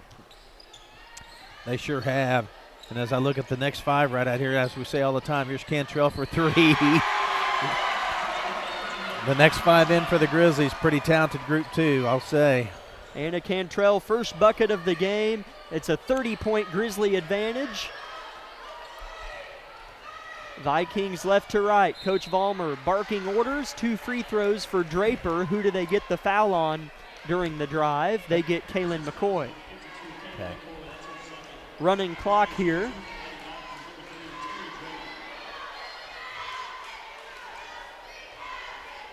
.3:12 left and ticking during the free throws here for Terry Draper. She split her first pair in the second quarter, her only point of the night, and makes the first one here. That was a nice looking shot there. Looked like on that last possession for us defensively, we were in a kind of a half-court trap, like a 1-3-1 or something. Second for Draper, misses. She has split both pairs. McCoy bumped from behind, and Labette County will inbound as the ball goes out of play. So Labette County's going to move to 14-2 on the season. And it's looking like right now, don't know how the rest of the year is going to go, but Labette County's going to be in probably the 1 to 3 seed range come sub-state time. That's our hope. That's where they'll stay after tonight and at the top of the league alongside Fort Scott. Good ball movement. Good ball movement as Kaylin McCoy scores underneath. Was that Amory Baker that threw it down to her in the high-low? I believe so, yes, and that was great ball movement there. That was our offense, which is what I like seeing, rather than transition points. Really right. Some good ball movement. Ball thrown in by Parsons, picked by Labette County. This second five doing good things, which all these girls have played throughout the game, so it's not like they're a second five. They've played all game long in spurts. Baker turns, faces the rim, missed it off the window, fights for her board so hard, goes up and is fouled. Yeah, gosh, I tell you. All business Baker is. I love that her look is just all business. I mean, it's competitive. She's ready for this shot here. You can watch her work down low before the shot. She's always trying to post up to get an inside pass. She also has really nice rotation, too, if you watch her shoot her free throws. You got a good shot. Makes the first one, does Baker. She's 2 for 3 from the line and has 8 points, misses the free throw, and the rebound goes to Parsons. Under a minute to play, running clock, Labette County up 32. Draper to the window, the cup rather, blocked by Cantrell, out of bounds off Keeley Good. Parsons will have it, but man, these girls here look really nice as well. Yeah, they sure do. There's zero let up. Labette County another 5. Gets a steal. Kaylin McCoy tipped it to Eberhardt. Long pass goes to Keeley Good. Right to left. Good tries to save it and does. Baker faces, fires, hits. Yeah, she'll make that all night long. She's probably shot 5,000 of those in practice this year. Labette County by 34 with 12 seconds left. Little bit of a scrum here, 8 seconds left. Labette County calling for no foul, the coaching staff. Down to 4 seconds, Robertson drives, shoots the last shot of the game that misses, and the buzzer sounds, and it'll be 77-43. Labette County moves to 14-2 on the year and still just one loss in the SEK. That's a pretty dang good year going so far for our Lady Grizzlies. 77-43, again, your final. Let's step aside for 4 minutes and come back with the Bowen Pharmacy post-game show.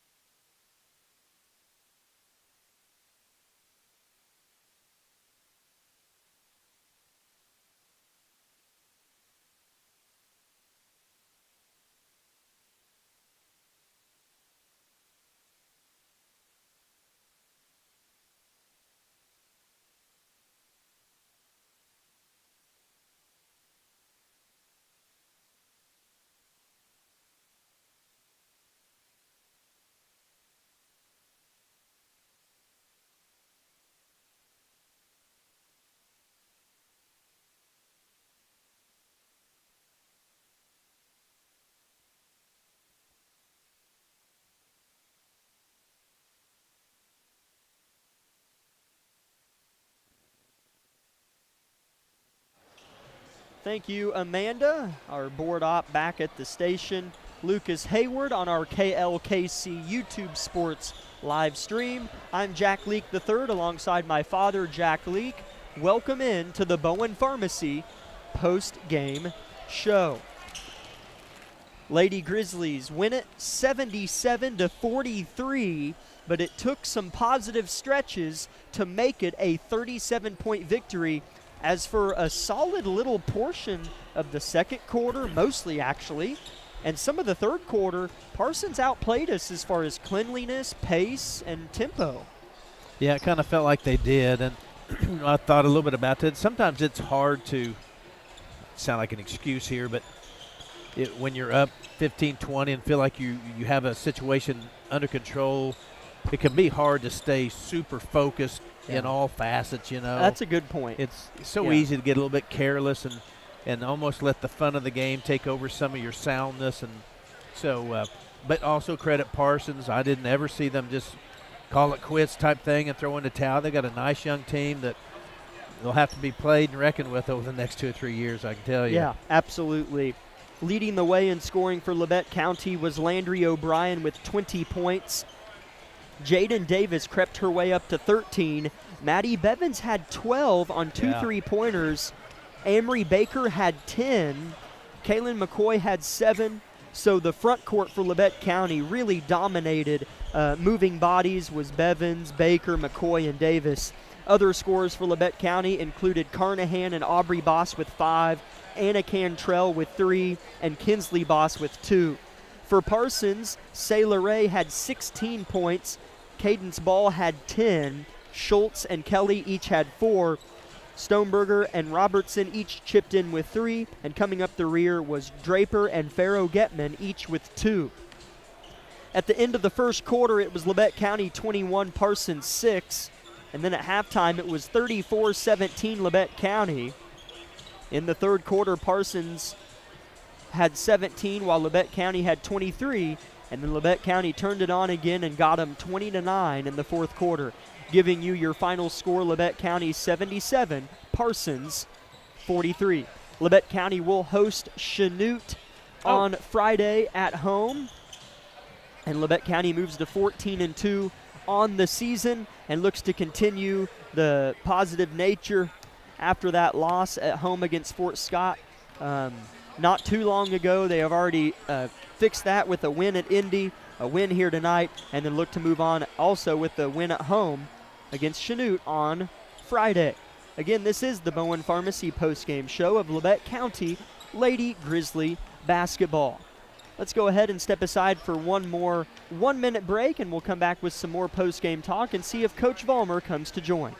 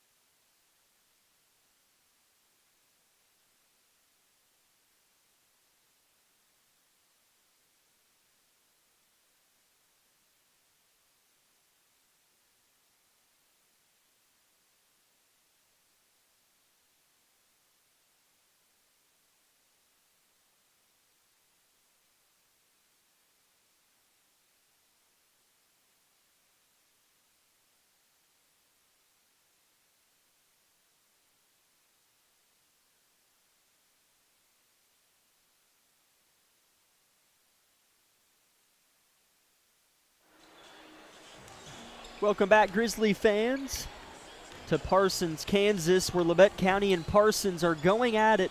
The atmosphere in the gym filling in, as are the seats. Labette County student section is packed over there, and I'm sure a lot of fans behind us as well. So always a good turnout when Parsons plays Labette County, whether it be here or in Altamont. Always a fun time. Lady Grizzlies won it 77-43. For those that might be just joining for the boys game, the Lady Grizzlies took care of business tonight. let's go ahead and waltz our way a little bit into the waters of our boys pregame show. And then when Coach Vollmer comes up, whether it be before the boys or at halftime of the boys, we'll chat with her. But Labette County, our Grizzly men under head coach Bradley Argabright, looking to rebound after a loss at Independence, which came after a win at home to Fort Scott. So Labette County, who had lost, I think, 8 in a row, I know for sure 7, rebounded well and almost pulled the rug on Independence, but kind of ran out of gas late on Friday night. Yeah, that's the storyline of so many games this year. Yeah. You know, I feel like if there's somebody that listens to us every game or something, I know how this is going to sound, but our boys team is so close to having a record with 4 or 5 more wins to it. I mean, we're just a good, scrappy team. And, again, as much as it sounds like I'm searching for a couple of excuses, I don't think our boys team has been 100% for the last 4, 5, 6 games. Very not long suggesting time. That's going to flip the script on some of those wins and losses, but I just hate it when, you know, you play a game and you feel like you're 80% or something. Even though the other players step up and play hard, you still don't have that rest rotation. So, anyway, I look for us to win tonight. That's exactly what I feel. I feel like we're going to play good. We're going to win. We're very capable. There's been teams that I've cheered for before in my life that I didn't have a good feeling about. You know, you want them to win, but you just probably doubt it. Yeah. That's not the case. I feel like this team can win every night. Yeah, that's well said. That's true. That's true. Yeah, Labette County 4-11 on the season. They certainly do not play like a 4-win team. Sometimes towards the end of games, that's where you kind of start to see that happen. Like, you know, I kind of see why they only have 4 wins, because sometimes closing and letting a team go on a run can be a little bit of our Achilles, but let's not do that tonight. They'll be taking on a Vikings team that's 9-6 on the season.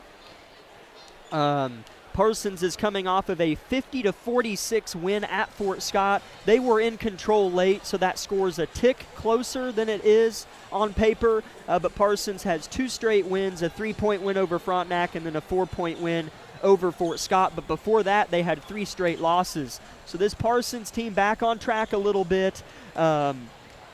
You know, watching them play a little bit closely in a couple of their games, I don't think that they're 10 times better than they were when they came to our house and played. And I think Labette County, as you mentioned, hi, Joe, how are you? Joe Page, ex-Grizzly from a couple years ago, coming to say hi. But, yeah, like you mentioned, you know, I don't think Parsons is 10x what they were when we saw them in December, but I don't think we are either. You know, we're battling some sickness. Dylan Johnson kind of re-aggravated that injury in his leg, so he might be out potentially the rest of the season. So, you know, I agree. I think this team could be something special, but certain variables have kind of suppressed that a little bit. This is the Tank Connection pregame show of Labette County Grizzly basketball. 4 minutes until the national anthem here in the gym. Let's step aside for 1 minute and come back with more pregame show.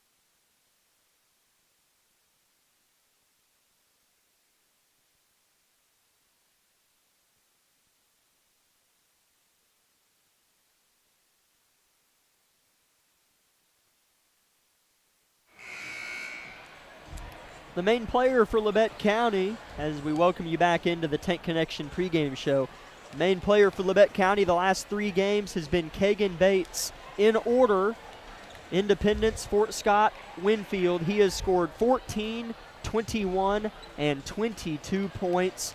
Kagan Bates has been an All-SEK player of late.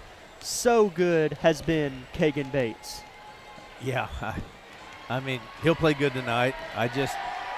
He's played good every game. He's done so many in every facet: defense, steals, offense, passes. I mean, he's just had an incredible year and been, a joy watching him play and compete. So, can't say enough good things about Kagan and the season he's having.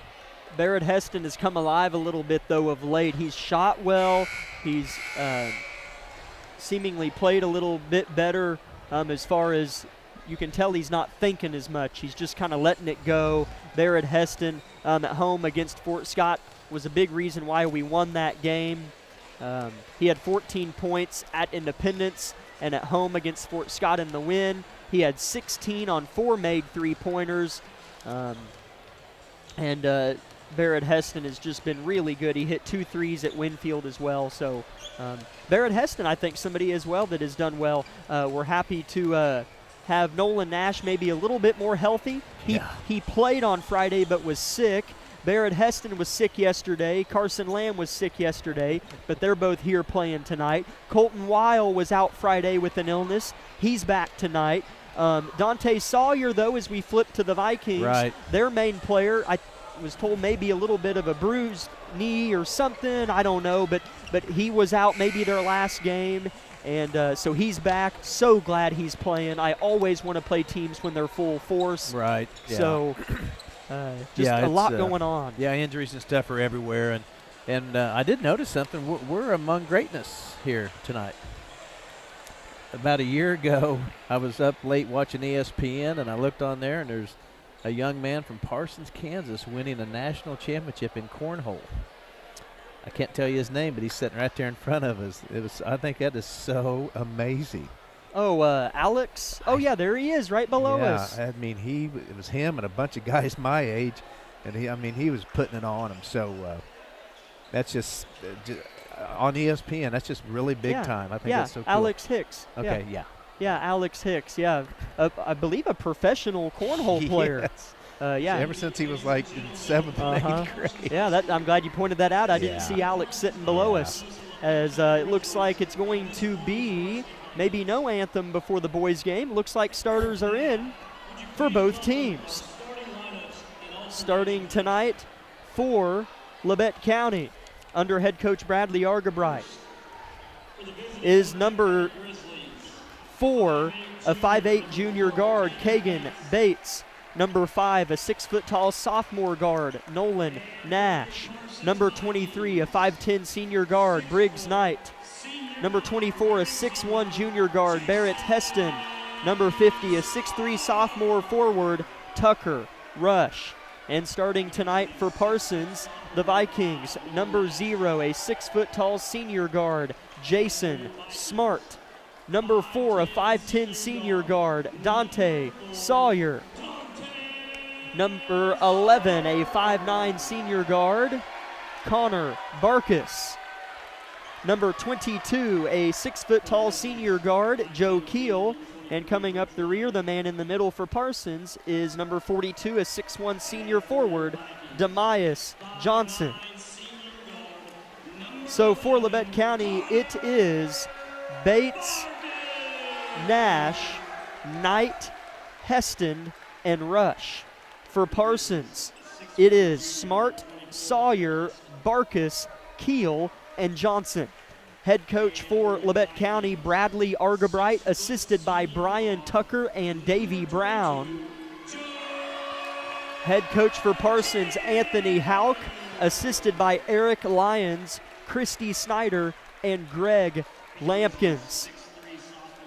Bleachers have really filled in. As I've been looking at paperwork for the last 5 minutes of the broadcast, I look up and I see just about filled bleachers, especially once the student section goes back to the stands for Parsons. So this is going to be fun as always. Parsons and Labette County boys matchup in 1 minute on KLKC.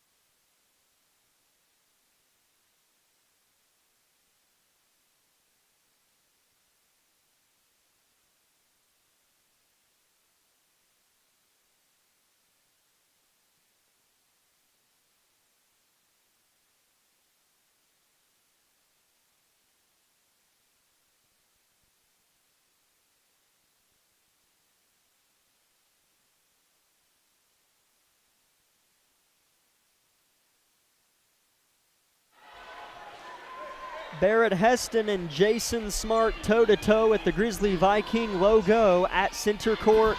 Labette County in all reds, Parsons in all whites. Great crowd here in Parsons. Tip won by Parsons. Dante Sawyer with the rock to start the game. Yeah, these two communities really look forward to this matchup in every sport, really. This might be a bigger student section than we see at home for Labette County. Parsons with a good first possession, but Smart misses twice. Rebound Sawyer, tipped out. Briggs Knight has it. Labette County, good defensive possession, and a foul on Parsons right away. Yeah, that we got fortunate there, I feel like. But, yeah, Parsons picked up kind of a scrappy foul, hanging around trying to get that steal back.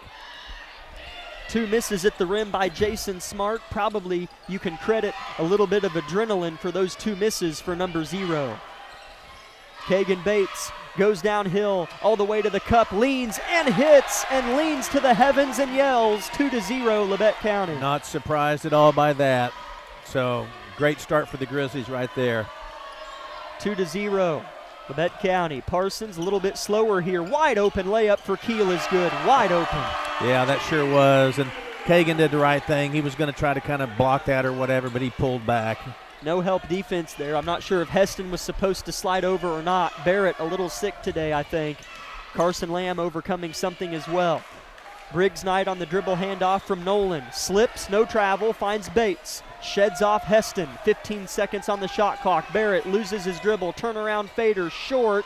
And Tucker rushes no contest. Rebound Parsons. Barrett can do that, but man, that is a hard shot to make. Dante Sawyer left wing. He can shoot it. Barkus looking inside. Good front defense by Tucker Rush. Ball goes into Johnson. Mismatch layup. Good.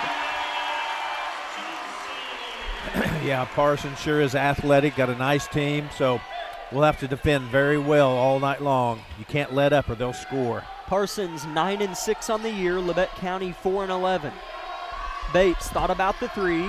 Uses the rush screen, slips on his way to the rim, adjusts, missed it short, and can't believe he missed it. Gosh, he won't like that. He made such a perfect move there and just missed the little putback, little layup.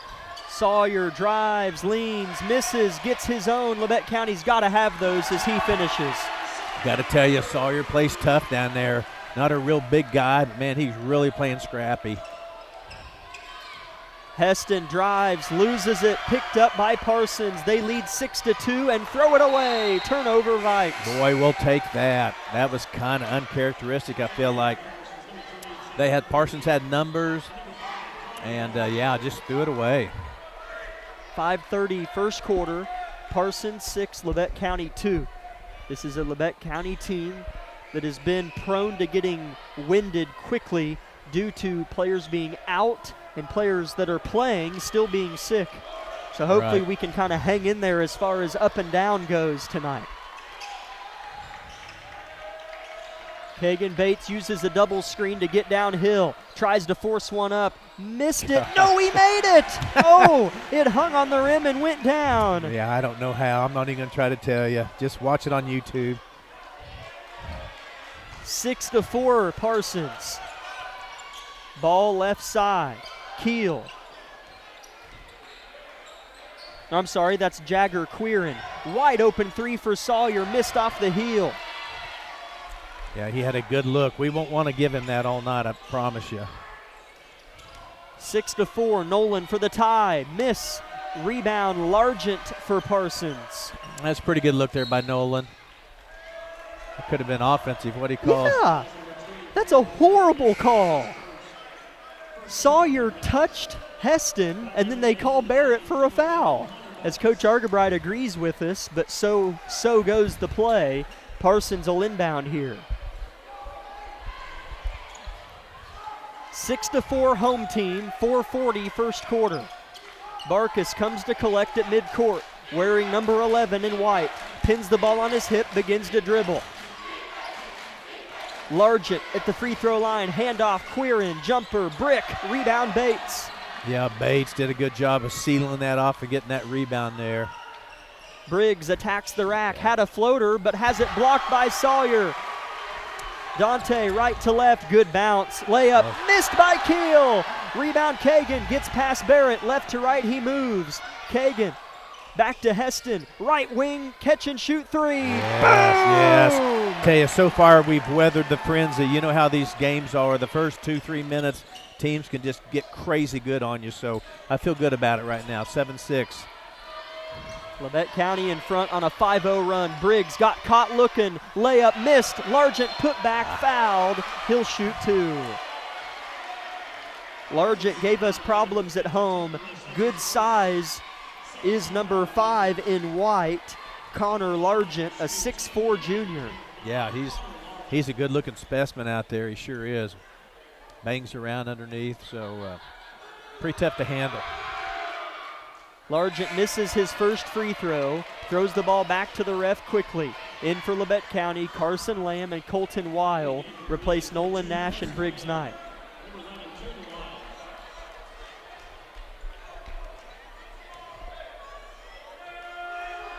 The second for Largent missed as well. The brick goes to Labette County. They need those. Can't give those back to Parsons.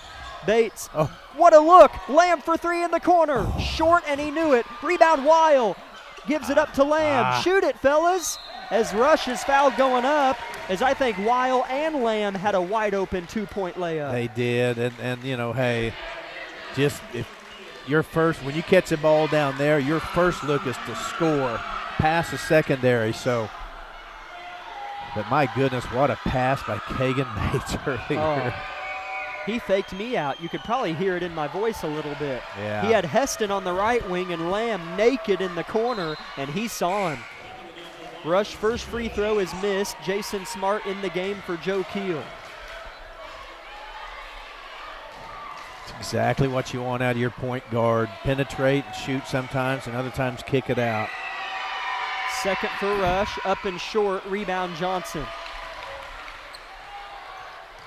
Barkus picks his dribble up after one pounce of it.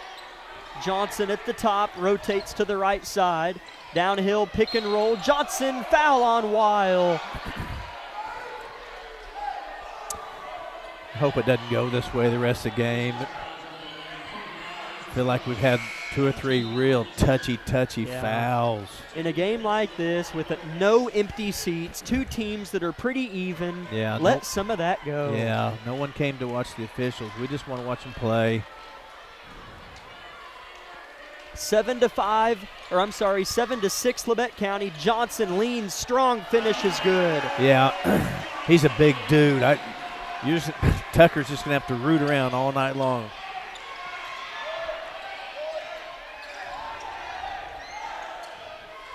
8-7 Parsons. Lamb drives baseline. Good defense by Smart. Look at this. And he turns it over. Then Nolan Nash with a steal and score. Nolan Nash gives Labette County back a lead. Gosh, that's so big there. What a headsy play by Nash.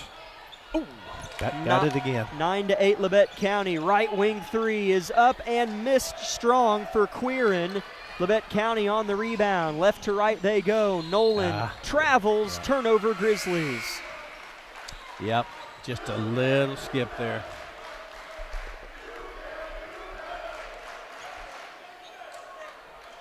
.240 to play first quarter. Labette County 9, Parsons 8. Each team with a couple missed free throws from their big men. Each team has at least 3 2-pointers, and Barrett Heston has the lone 3-point bucket of the game. Dante Sawyer brings the ball up the floor right to left, defended by Colton Weil. Colton defends him tightly, throws off deep side, catches it right back. Sawyer a little bit frustrated here with the Labette County offense. Johnson at the top of the key. Sawyer, Weil, hedges it well, leans, terrible shot, misses short, give it to us. All right, Labette County with a good defensive possession. Yeah, that was thankful there. I was afraid maybe we got a hand on that, so we'll take that possession.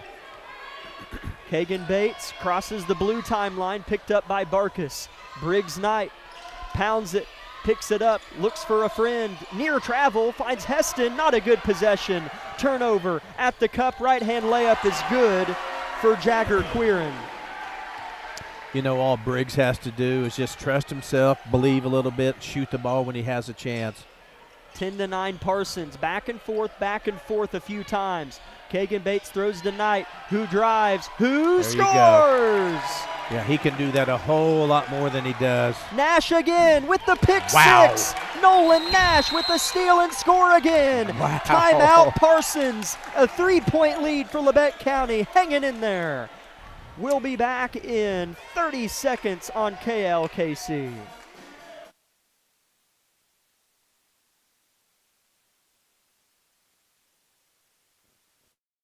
Unbelievable! Sparklight is unveiling unlimited internet for just $25 a month. Get reliable 100 meg internet for just $25 a month for 12 months with unlimited data. That's unlimited internet. Call 877-469-3057 or visit sparklight.com/savings. Sparklight, a new breed in high speed.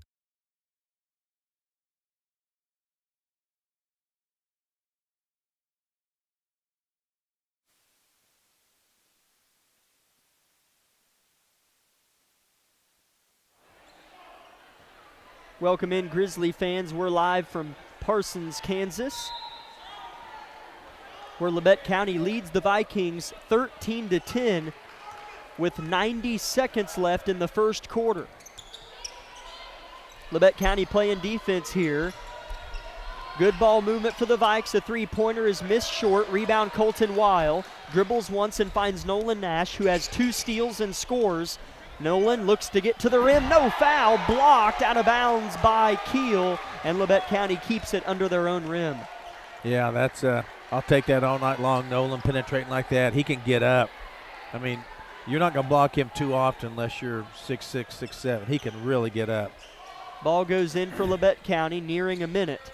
Knight threatens to shoot, but pulls it hip high. Brings it to the top to Bates, who dribbles to the side of Colton Weil, fakes the handoff, picks his dribble up, finds Colton. He'll rotate it. Heston has shot so well the last 10 days, and another kind of touchy foul here on Jagger Queering. It really was. I mean, I should be thankful Parsons fouled. That's just slows the game down a little bit here.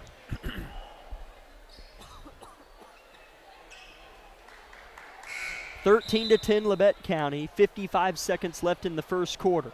Nolan Nash will throw it in. Nice to have him back and seemingly a little bit closer to full healthy. He was pretty sick on Friday. Oh, yeah. Yeah, he looked ashen. He just didn't look good at all. Kagan Bates looks at his head coach for the call. The pawns are shifted on the chessboard, and we go. Bates behind the back snatch. No bite from the Vike that's on him. Weil drives, takes it upon himself, doesn't like it. Heston, he'll take the three. He'll miss the three, rattled out. Rebound Parsons, 30 seconds first quarter. Parsons drives to the cup, extra pass. Barkus for three, short, doesn't get the bounce. Rebound Heston, 22 seconds first quarter, and we're going to hold for one. Yeah, Barrett. Man, Barrett can get up too. What a rebound. Barrett, really good long jumper in track. Yes. 12 seconds first quarter, Labette County up 3. Bates uses the Nash screen, 5 seconds. Bates dribbled off his foot. Argerbright breaks his back, bending backwards. And what? It's the same ref calling all these. Was that a foul on Briggs? Because Briggs didn't get mad about it, as it's not a terrible foul. As there's 1.4 seconds on the clock. That's the first on Briggs. The fourth is a team.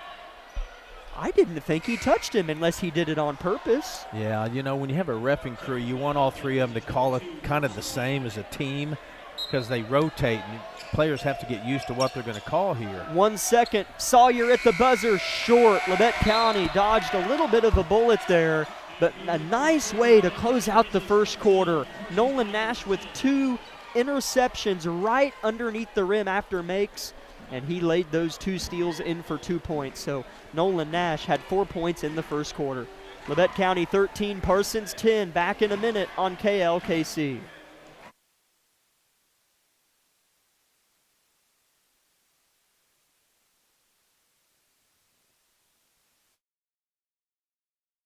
My name is Bria and I'm a pharmacist at Bowen Pharmacy. I'm here today to tell you about one of our patient programs, Meds to Beds. Bowen Pharmacy South is located in the medical office building at Labette Health.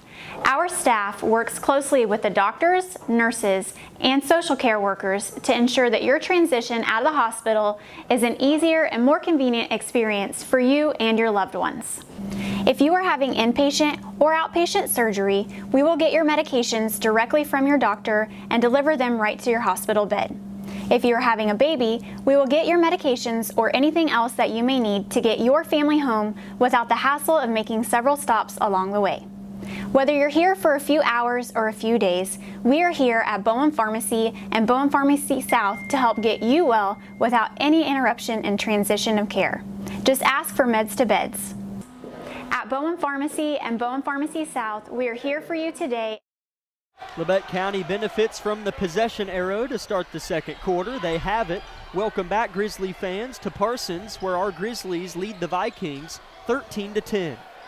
Tucker Rush with Barkus on him, and a travel call on Rush well beyond the arc. It's just a little bit of a situation he's not comfortable with, being out top with the ball. You know, maybe just put the ball, dribble a couple times, you know, and try to dish it off. But it's just one of those turnovers. We have to bounce back here. Coach Houck yells out the call. Parsons probably didn't play how they would like to in that first quarter. Didn't hit a three. I bet this goes in. Oh, he missed it as Keel shot a three right after I said that. Labette County on the rebound. Nolan Nash near travel but dribbled in time. Bates, one more. Heston given room but drives. Doesn't quite get past Johnson and has to pick his dribble up. Barrett thinking in the corner. Johnson with the hand up. Argabright calls for the ball to be moved. Lamb in the corner. Holds it high. Jab steps on Largent. Dribbles a few times. Interesting possession for Labette County, but it's going to end in 2 points. Kagan Bates on the backdoor cut. Man, we stayed patient that time. Really did. Shot with 4 seconds left on the shot clock. That can frustrate a team like Parsons, who likes to get up and, yeah. Bates near steal. Parsons keeps. Labette County by 5 now.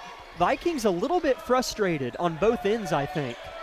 Largent at the top, a couple dribbles, handoff, Barkus with an open lane, one more, that was better. Johnson missed it, Largent wide open, put back good. Yeah, I can't do that. I mean, we can't just give them an open shot like that. It has to be contested. Bates, one more. Heston, three, short. Johnson in position, snatches the board. Nash, no. Bates with a pick, missed the layup. Rebound Johnson again. Right to left goes Parsons quickly. Sawyer at the cup, left hand good. Yeah, Kagan had a great look, just didn't go in. He'll be frustrated about that, but we have to move on here. Bates in trouble, throws it away. Keel, right to left. I smell a lead, and it comes. Timeout, Coach Argabright, as Joe Keel gives Parsons a lead for the first time in a little while. 16-15, Vikes is your score. Let's keep it here and thank a few sponsors for allowing this great broadcast to take place.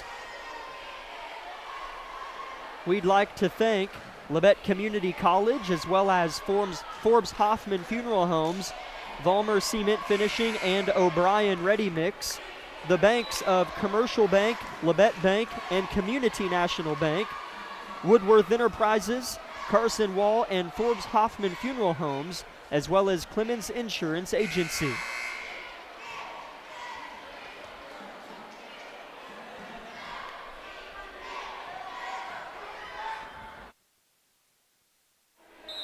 (16-15) Parsons came back and took a lead. As is it official to say?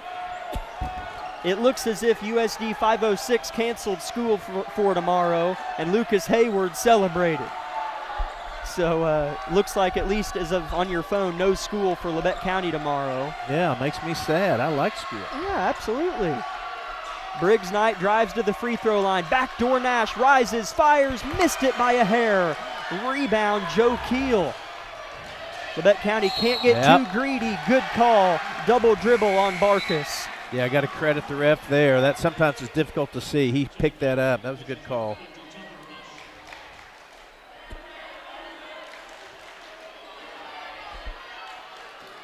Oh. 16-15 is your score. Vikings in front with 5 minutes till halftime. Labette County will have it. Nolan Nash to inbound it. Other 4 on the floor are Colton Weil, Kagan Bates, Barrett Heston, and Tucker Rush. Nolan to toss, Bates to catch, one more Weil. Tucker dribbles into the heart of Johnson. Tough matchup for Tucker. Finds Bates, right wing deep, 3, bottoms! Wow! Yeah, he was right in front of us. We could see that ball leave his hand. You can tell it's good the second it goes. Has there been a better guard on both ends over the last 2 weeks? No. mean, maybe, but goodness. He's done it all. Tucker. With the help of a lot of teammates, but he's really spearheaded things for us. Sawyer wants a 3 of his own and gets it, and eyes down Coach Argabright. He's got 7. Nash fouled from behind, and should be 2 free throws here Question for Nolan. As this ref is seeking an argument. He likes it. Anytime somebody gets mad, he wants to initiate an argument.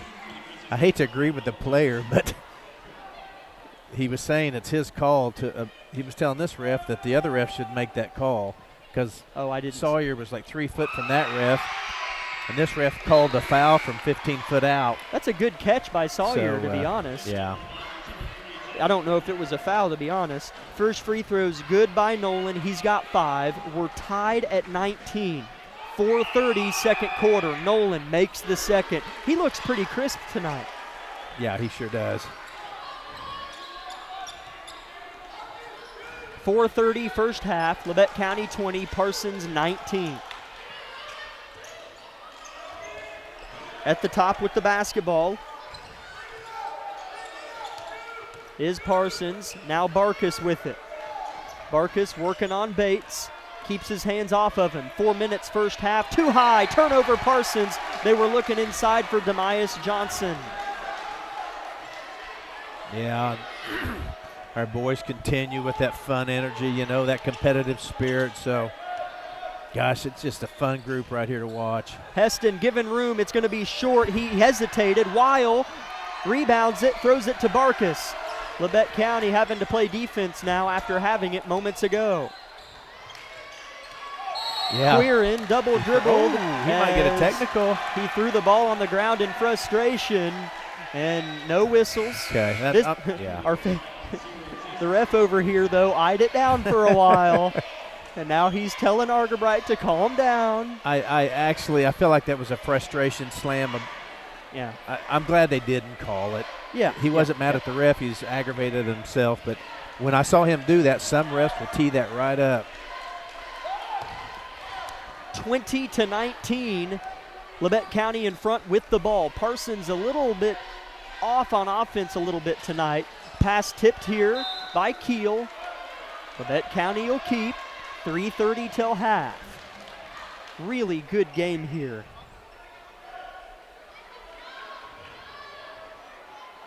Nolan throws it into Heston. Set play. 3 in the corner. A high arcer. Missed by an inch. Rebound Nolan backside. Looks to adjust. Finds Rush. Left hand layup. No. Rebound Johnson. Long pass. Wow. Out of bounds. Parsons out of sorts offensively. Man, stuff is happening right now. Both teams are kind of creating some things both ways. Goodness. Wow. Labette County back with it. 3:15 left in the half. Bates well beyond the arc. Fakes left and goes right. Throws to Barrett. Barrett pounds it. Looks for a friend. Finds Nolan. Good screen by Tucker. Floater off the edge of the backboard. Bad position. Parsons has it poked away by Kagan. Picked up by Colton. Left to right goes Weil. Back to Bates. Drives. Euros. Blocked, no, missed it. Rebound Johnson. Weil to force it. I'm sorry. Are you reading dad jokes over there all game? What's going on? I love this team is what's going on. People at home are wondering what's going on. Well, if they're watching, there's lots of good stuff. Hey, I'm still learning this broadcasting jazz. Colton Weil forced a jump ball, but Parsons has it. Largent, a good beefy move, leans into Barrett and scores. Yeah, that was big, strong, athletic move. So, gosh, 21-20 Parsons now. Almost halftime, 2 minutes. Labette County had 3 opportunities to go up, more than one, but couldn't quite do it. They get in the paint. Bates, high floater, falls. He's incredible. Incredible. somehow just finds open shots in the paint. Are you kidding me? He has 11. The last 3 games, he's gone for 14, 21, and 22. 22-21, Labette County teeter-totters back up by a point. Largent carried it, no call. Heston defends well at the top. Barkus guarded by Kagan, dribbles to the left, dribble handoff. We don't switch properly. Keel, it leaves Barkus open, but he doesn't shoot. Connor drives, floater, good. Nice shot. Yeah, that was nice. Not much you can say there. We defended pretty well too. Barkus, good play there. Parsons deflects the pass, but Barrett finds himself with it. He can dribble. There he goes. Bates at the volleyball line. Minute 30 till half. Heston, why not 3? Short, died off the rim. Rebound, Keel. I hope he keeps shooting. He's missed a couple shots that were in. I mean, he's shooting real well. Barkus, wide open 3. Airballed to Smart, who laid it in. Gosh, that was a gift. Air ball by 3 foot. Get it put back. Timeout Parsons. It's 25-22 Vikings. 1 minute, 15 seconds until halftime. Let's take a 30-second break on KLKC.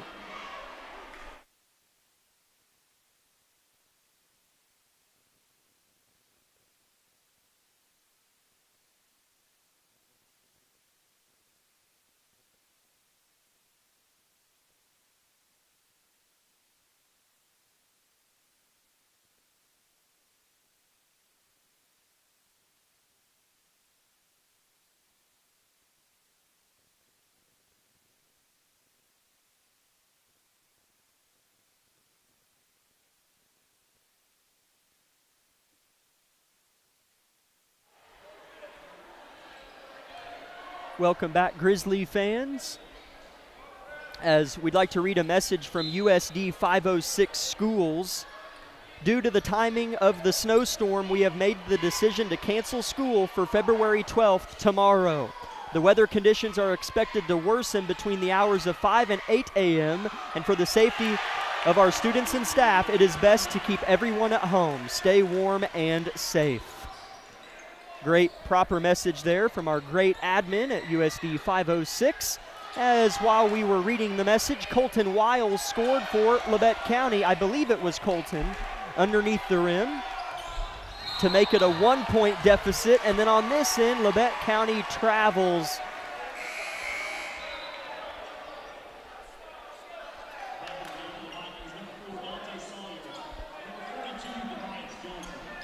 Was that Colton that scored down there? Can you ask him? Thank you. 25-24. Oh, well, Lucas doesn't know either. Perfect. I don't know, you don't know, well, Lucas doesn't going know, on right and now we're paid to be here. We get paid for this? 25-24, Parsons with the lead in the ball. Labette County turned it over just a second ago. Demias Johnson, overhead whip. Quirin fouled on his way to the rim. As wow, that is just the first foul on Labette County this quarter, and Parsons just has one as well. Wow. Yeah.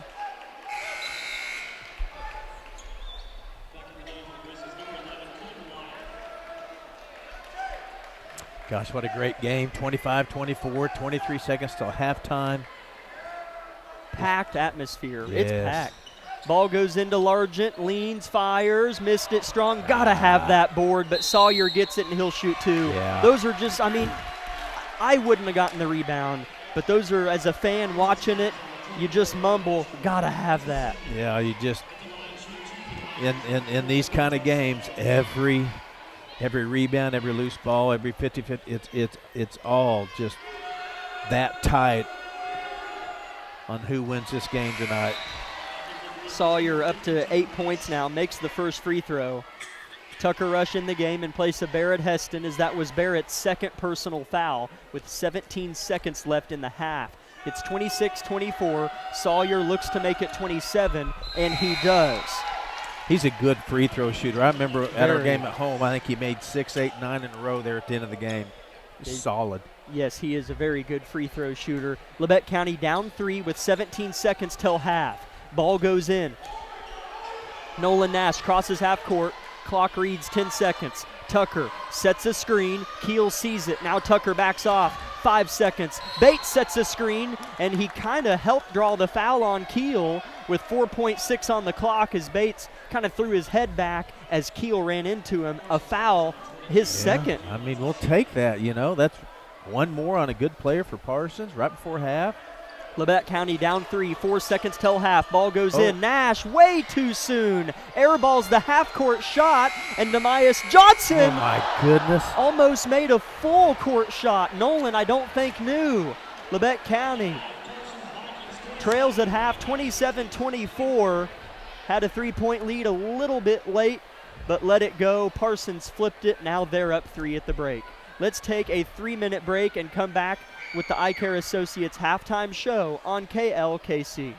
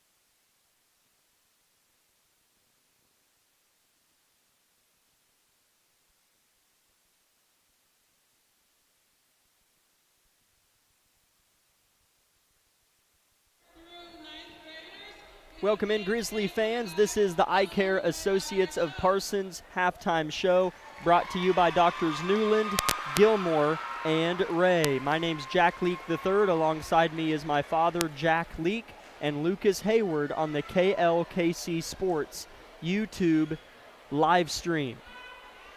Halftime score is Parsons 27, Labette County 24. It was back and forth, but Parsons clings to a 3-point halftime lead.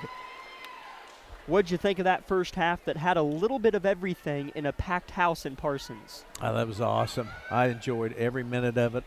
I know we're down 3, but I didn't pick up on anything we necessarily did poorly. I know we played with a lot of energy, and so hey, two good teams here.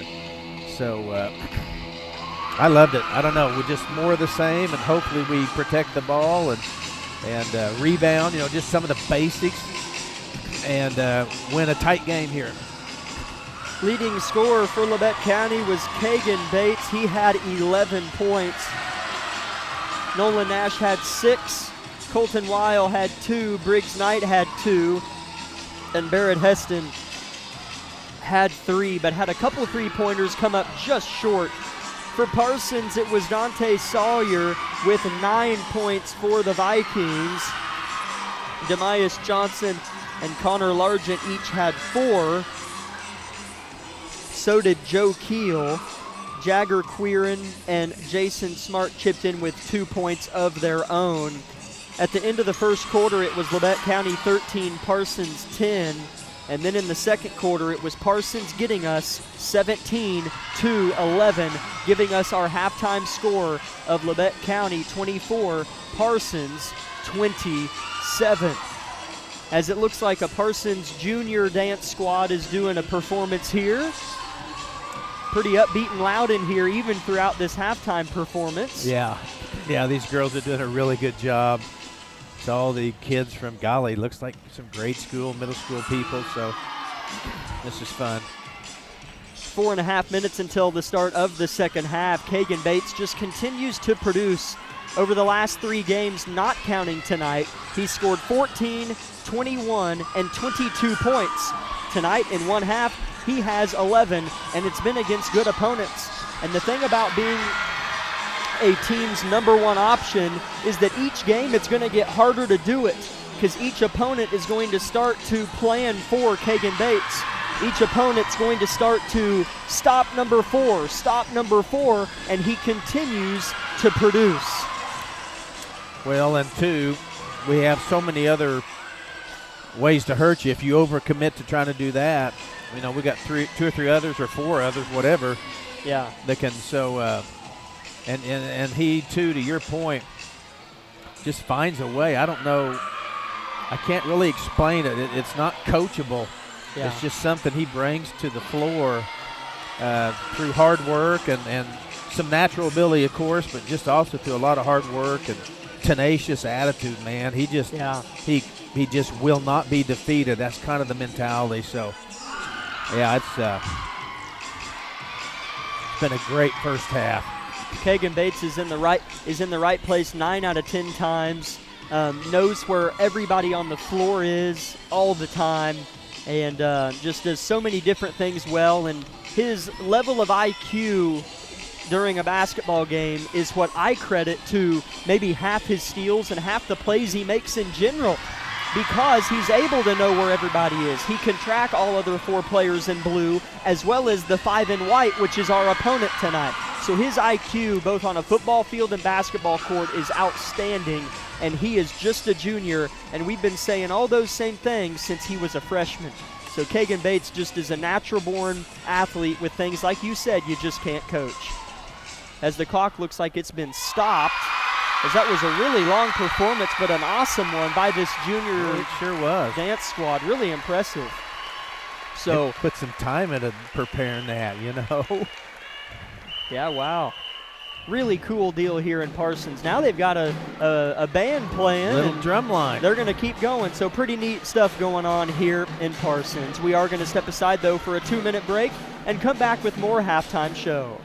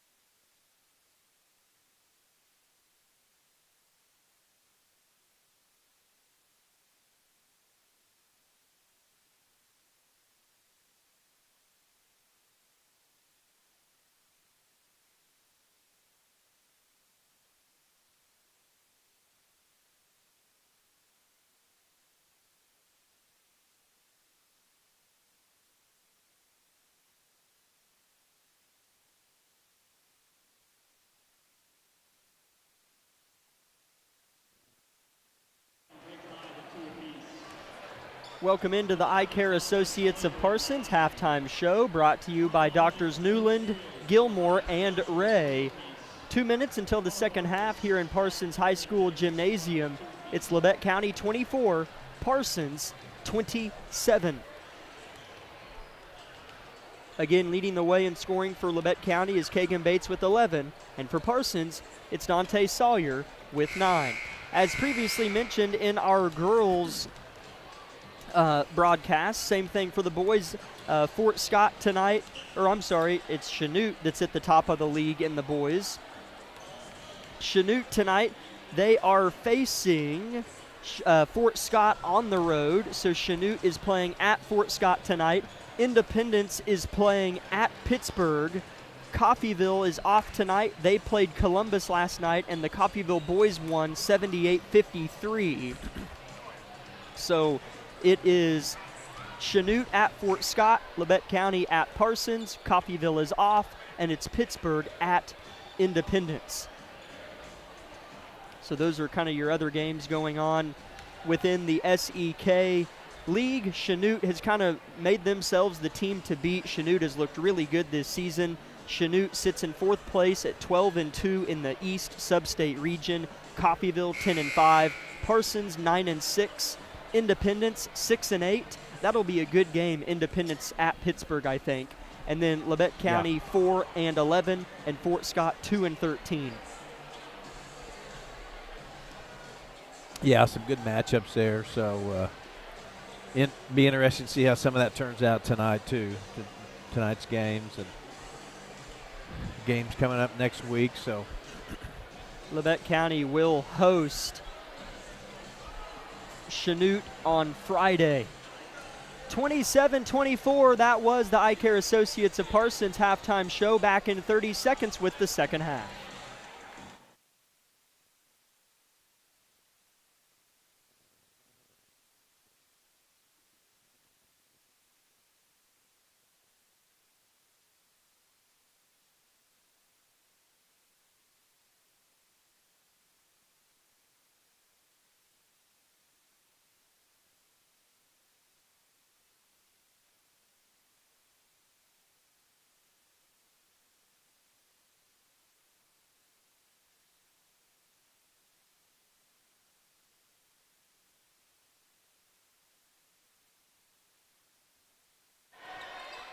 Kagan Bates starts Labette County off with scoring here in the third quarter. He made our first bucket of the first half and the second half as well. Yeah, why not?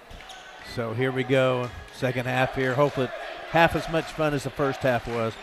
Labette County needs to have a good start to this quarter. Sawyer wide open for 3, missed it. Thankfully, it hit the rim twice, and that allowed it to go to Nolan Nash. Barrett Heston, right wing, looks to drive for the lead, short, rebound goes to Keel. That's a pretty good shot. Barrett had a good look at it, just kissed it a little bit short off the front rim. Sawyer on a drive, hangs and hits, does number 4. Yeah, that was nice. Sawyer's a pretty good complete player. He's really impressing me the more and more I watch him. 29-26 Parsons, 7 minutes third quarter. Heston, no look past a rush. He's had a tough matchup. Tucker takes one dribble, throws to Bates in the corner. He drives, reverse layup, no! Long tip, out of bounds off Barkus. Yep. Labette County keeps. Yeah, I'm hoping Tucker gets the ball down there low. He just goes into him and goes up. He can shoot over him. 29-26, 6:50 third quarter. Knight right back to Bates for the tie in the corner. Nothing but the bottom of nylon, and we're tied at 29. Coach Hout kind of shakes his head thinking, what do I do? Now what? Look at this. Bates picks the pocket of Johnson for the lead, left to right. You got it, Kagan Bates. Look out, look out.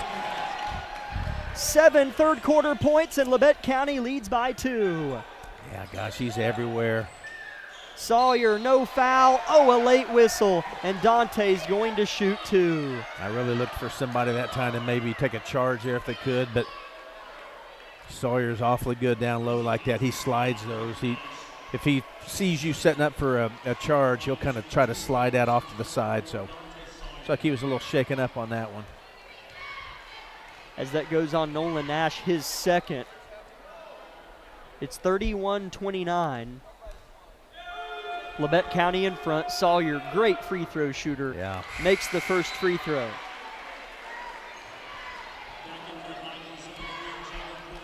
Jagger Queeran in the game for Connor Largent.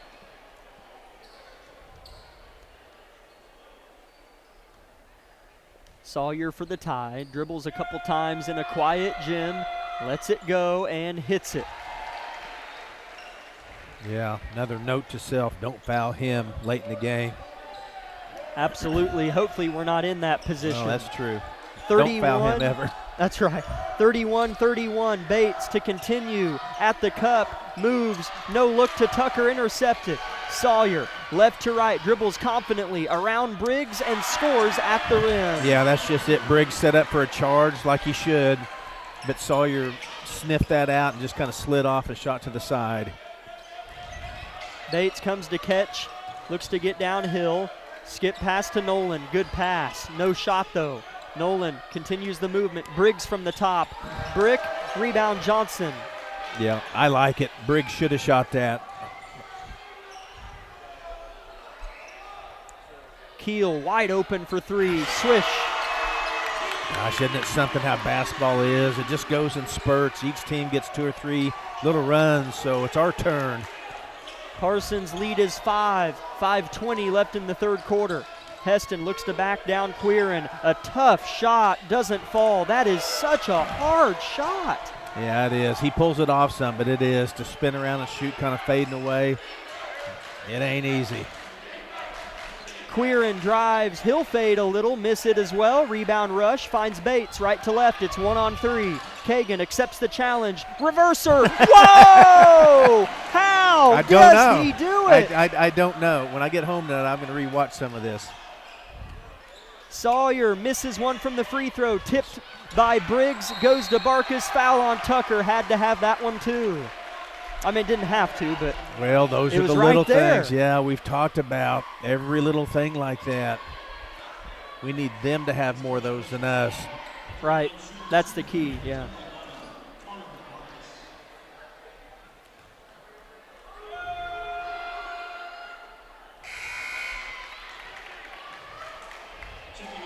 (36-33)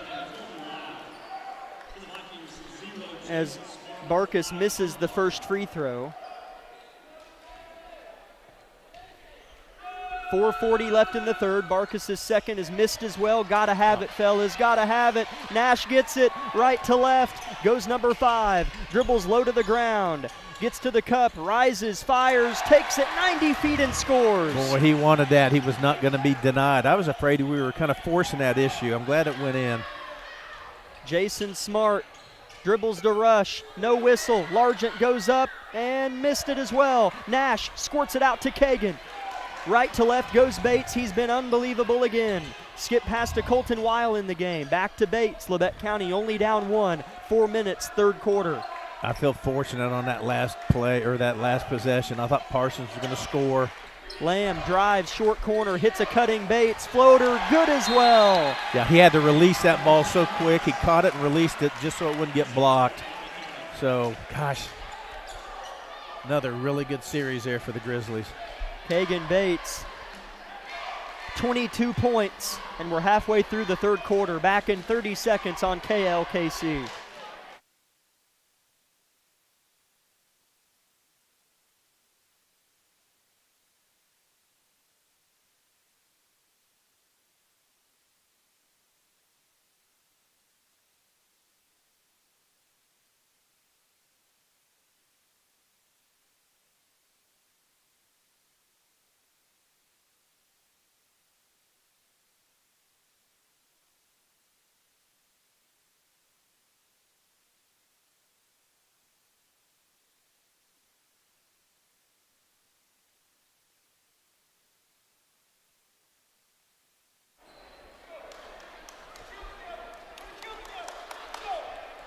Welcome back, Grizzly fans. Coach Argerbright yelling at his defense, put a kill together.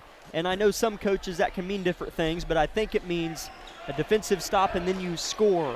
And if you do that 2 or 3 times, that's considered a kill. I've heard a coach say that before, but I think it's a little different for every team what a kill is. But Labette County wants to get a stop and a score. That's all I know. And there's the stop, a missed 3 out of bounds. I'll write that down to ask Coach Argerbright afterwards. Yeah, I mean, I'm with you. I'm sure it's I'll write that down so I can ask him.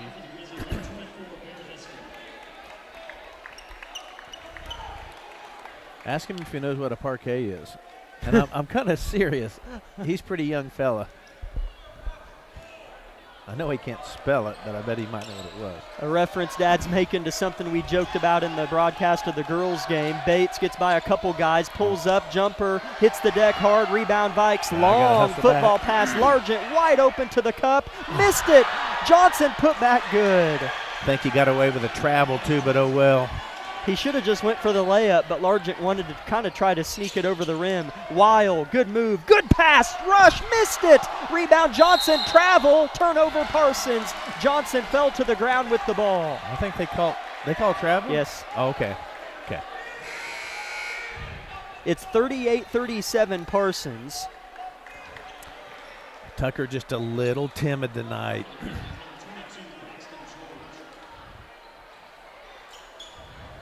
Ball goes into Braxton. George in the game, misses a little bunny, and Bates forces a jump ball that'll go to Parsons. Again, it's Vikes by 1, 3 minutes, third quarter. That's a big deal, you know, right there by Kagan getting that jump ball. Now we get the next possession.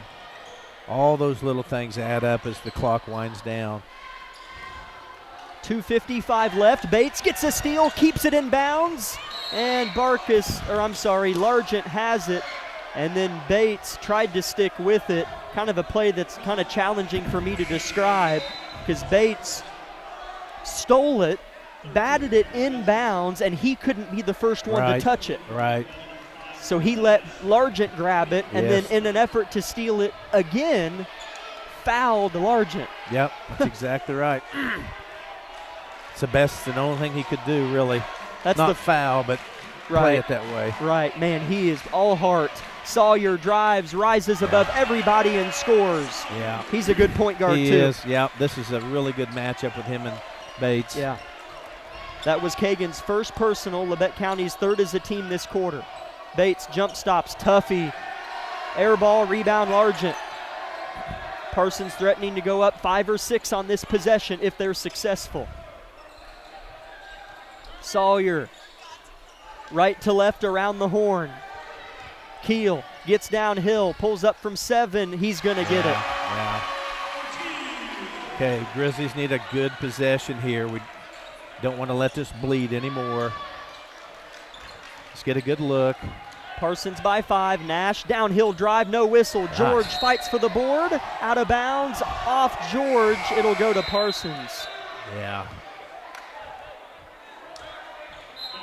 Kind of see us getting a little caught up in some missed calls, which maybe that happened, but got to let it go. 42-37. Parsons in front with the ball. Minute 50, third quarter. Sawyer dribbles up to meet Bates. Those two have been so fun to watch. Johnson about 2 feet from Coach Hauk, throws it away. Bates is there. Somehow Johnson gets it back. Somehow, some way. Skip past to Quirin. Travel. Sorry about that. Yeah, I just saw it and said it. So that's a big deal right there. Again, we have to start kind of taking advantage of our possessions, continue to work for a good shot, and just kind of keep this lead, or rather this deficit about this size maximum, and just chip back away here. Just need one good possession. 90 seconds left in the third quarter. A couple subs for Coach Argerbright to close the period. Briggs Knight drives, uses his pivot foot, has it poked away. Ooh, and almost collected it too soon. Parsons fans are going to want it over the back. They don't get it. Lamb, hesitation drive, jumping Euro, congested floor, throws out Weil, dribbles off his leg, picked up by Rush, looks for a teammate, throws to Briggs. Not a good possession at all, but a foul on Parsons to help us. Yeah, we were really scrambled. We never felt comfortable at all in that set. Just trying to get the ball out of our hands to the next guy kind of a thing. So, Yeah, it was kind of ugly. 1 minute, third quarter. It's 42-37. That's the third personal foul on Joe Keel. Nolan Nash to throw it in, finds Lamb's big right hand flashing to the pumpkin.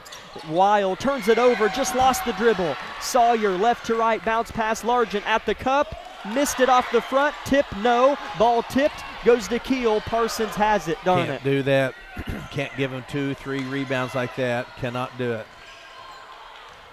Sawyer leans, right wing Keel, missed his three, down and out, put back missed by Barkus.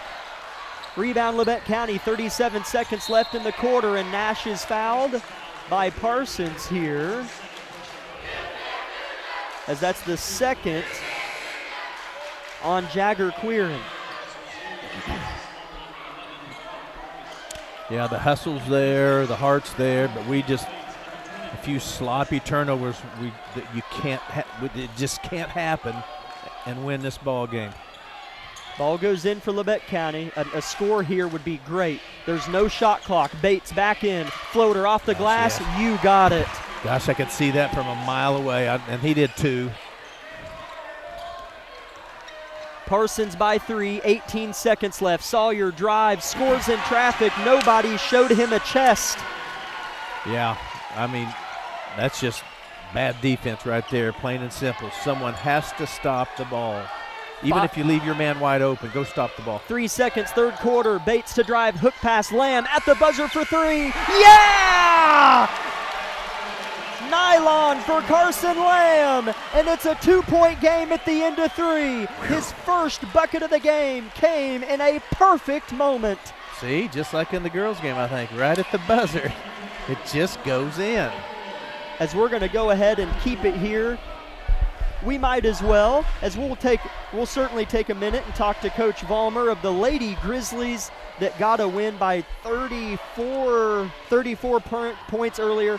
Coach, it wasn't all pretty, but we were able to rally and force a running clock. What did you see that you liked? I liked our defense. I liked it in moments, and then we've just got to clean a lot of things up. I've been harping on them to play fundamental basketball.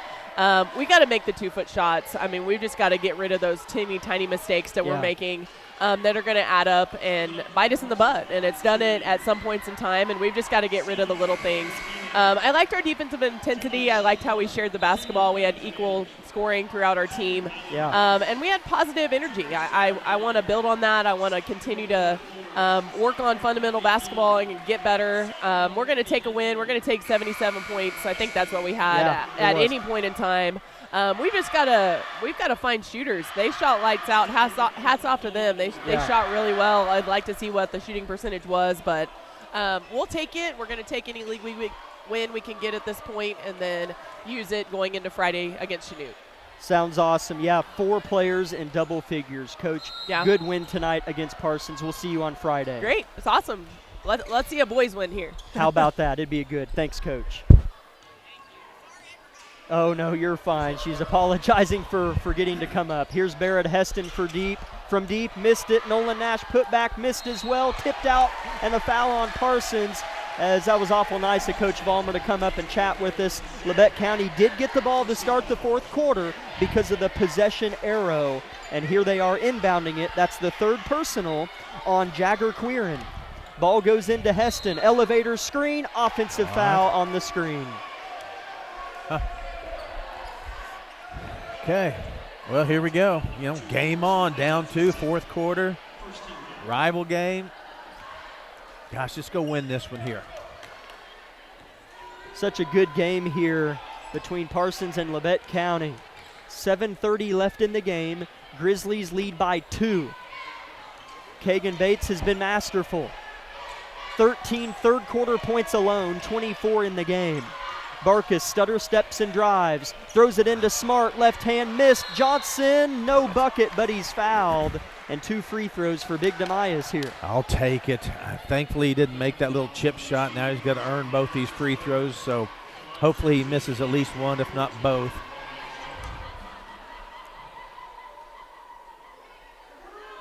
Demias' first free throw is up and good.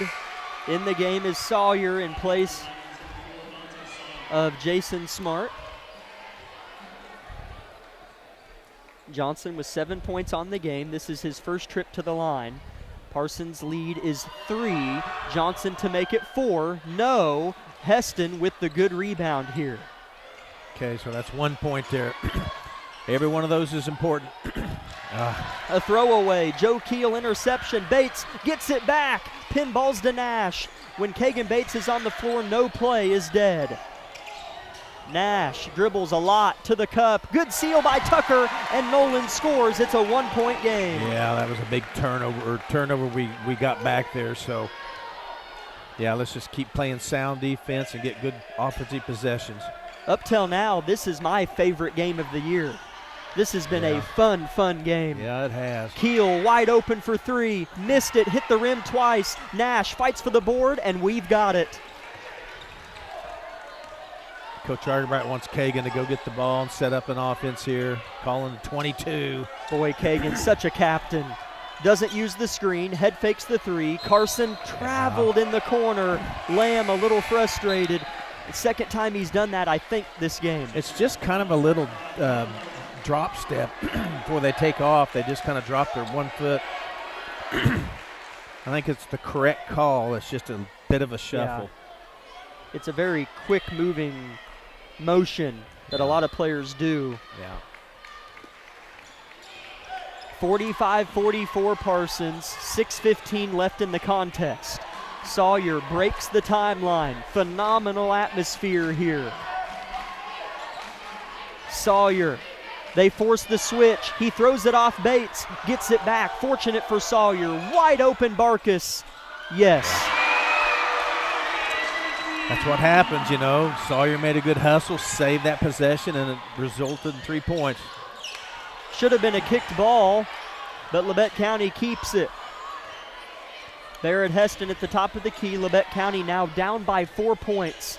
Heston looks to penetrate. Left-hander, missed it. Johnson didn't board it, but Largent did for Parsons. That was a good look for Barrett. It didn't go in, but he made a nice move, and a finger roll just didn't go in. Ball goes into Largent, and a foul on Heston from behind. Our third of the quarter, and Barrett's third. Knight and Weil check in for Lamb and Heston. Now the Grizzlies down 4 here in the fourth quarter with a little over 5 minutes left. Parsons inbounding the ball. Largent wide open layup is good, and now they're kind of going at us inside. Yeah, that's too easy. Weil at the top with the ball. Labette County now needs to start to rally. Now down 6 with 5 minutes left. Feels like the Indy game, but let's change it. Bates hits the deck, missed the layup. Parsons left to right. Keel at the cup, lost it. Turnover Vikings. Could be a big swing there if we score here. Yeah, because they had numbers and a fast break. Just kind of an errant pass that got away from them. So turnover Parsons. I'm sure their radio announcers right now are talking about how painful that was. So right, it does go both ways. Maddox Dewey in the game for the first time tonight in place of Tucker Rush. Parsons with quite a bit of size on Labette County's lineup here of Weil, Dewey, Knight, Bates, and Nash. 5 minutes left, Labette down 6. Bates taking it upon himself and makes the floater. Yeah, when he feels that we need something, he just takes over. I'm wondering if we're going to go to a zone with a smaller lineup. No, it looks like we're going to play man-to-man. We just have to have some mismatches and see if Parsons recognizes it. Sawyer traveled. Looked like he did. They say maybe before that action, a foul on Kagan Bates, his second. Foul on the floor, but Labette County is at 4 team fouls. Parsons just at 1. Johnson to inbound. His team, the Vikings, leads by 4. Ball goes into Keel. A pushing foul called on Briggs Knight and 2 free throws for Joe Keel.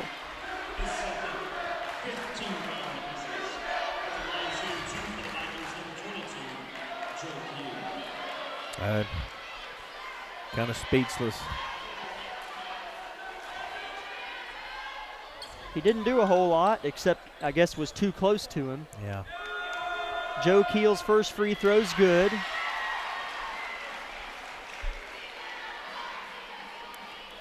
Joe will get one more. Parsons leads by 5 with 4:30 left in the game.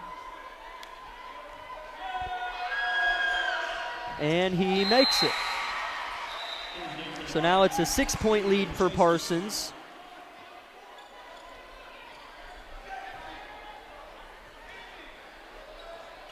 They led by 3 at half, and they've outscored us by 3 in the second half.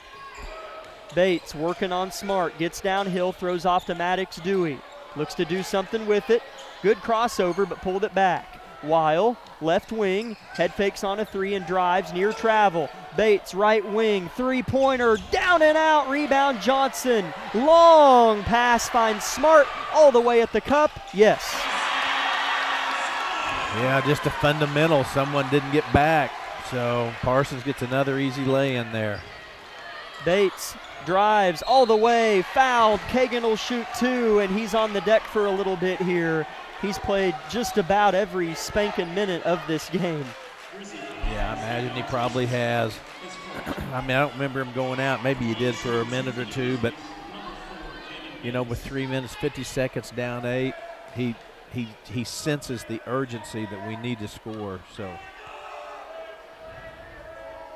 Kagan, actually his first trip to the line, and he buries the first free throw. He's up to 27 points on the game. Tucker Rush and Barrett Heston back in for the Grizzlies that trail by 7 with 1 free throw to come from Bates with 4 minutes left. Kagan's second free throw is good as well. Okay, need to stop here, fellas. Nolan Ash has 10 points to go alongside Bates. Largent with the ball. Labette County really kind of trying to trap the ball when it's beyond the arc. Keel with it, and an over-the-back call. Turnover Parsons. The near judge made the call. Yeah, backcourt, yeah. And I thought the official on the far side might wind up calling a foul on Labette County. I didn't see it, but it's irrelevant.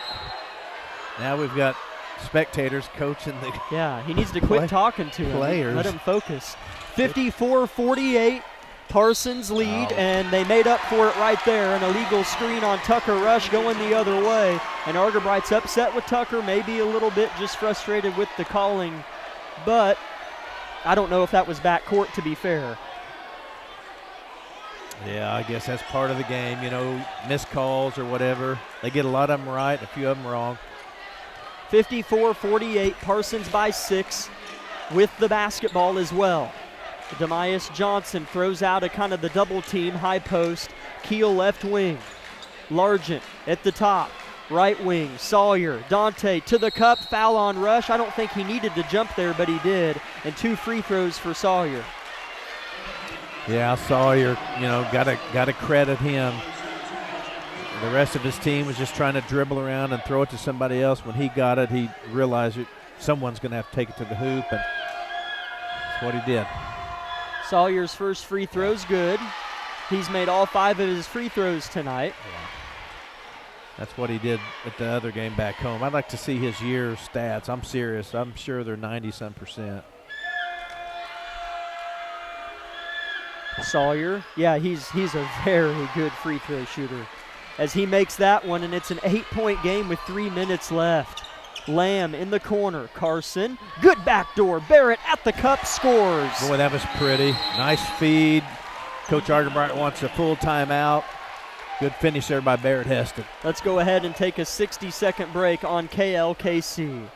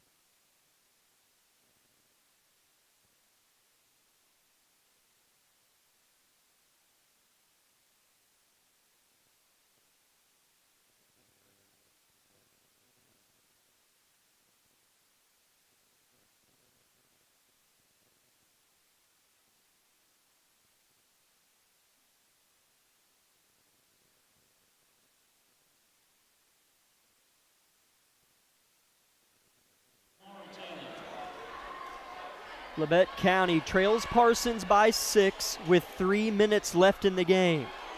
It is Parsons basketball.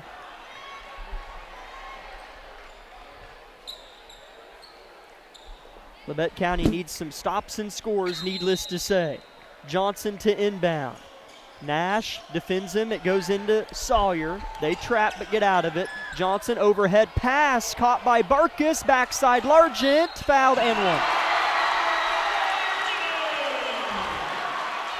Yeah. Colton's 100% sure he didn't foul. It doesn't matter, I guess. It's the motion. Yeah, it's, again, it happens a lot. Certain shots, refs just blow the whistle. It's almost like they anticipate something to happen. Well, then you make the call, of course. But right. Yeah, it doesn't really have a whole lot to do whether or not you did foul, and has everything to do with that the ref called the foul. Yeah, so. Missed free throw, though, and it'll be Labette County ball down 8 with 2:50 left.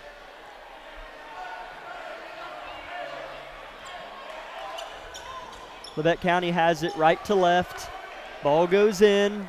Kagan Bates, this is kind of it. Feel like you got to score about every possession. And another not great call on Parsons here.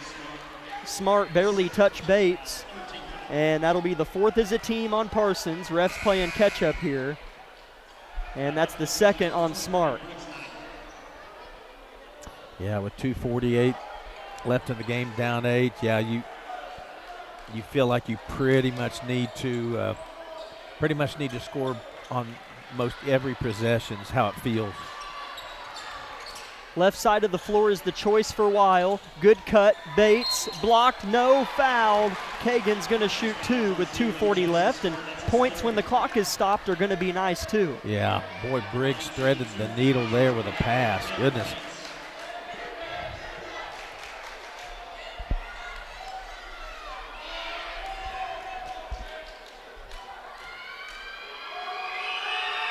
First free throw, no good for Bates. Faded off the line a little bit there. No substitutions for Coach Argerbright.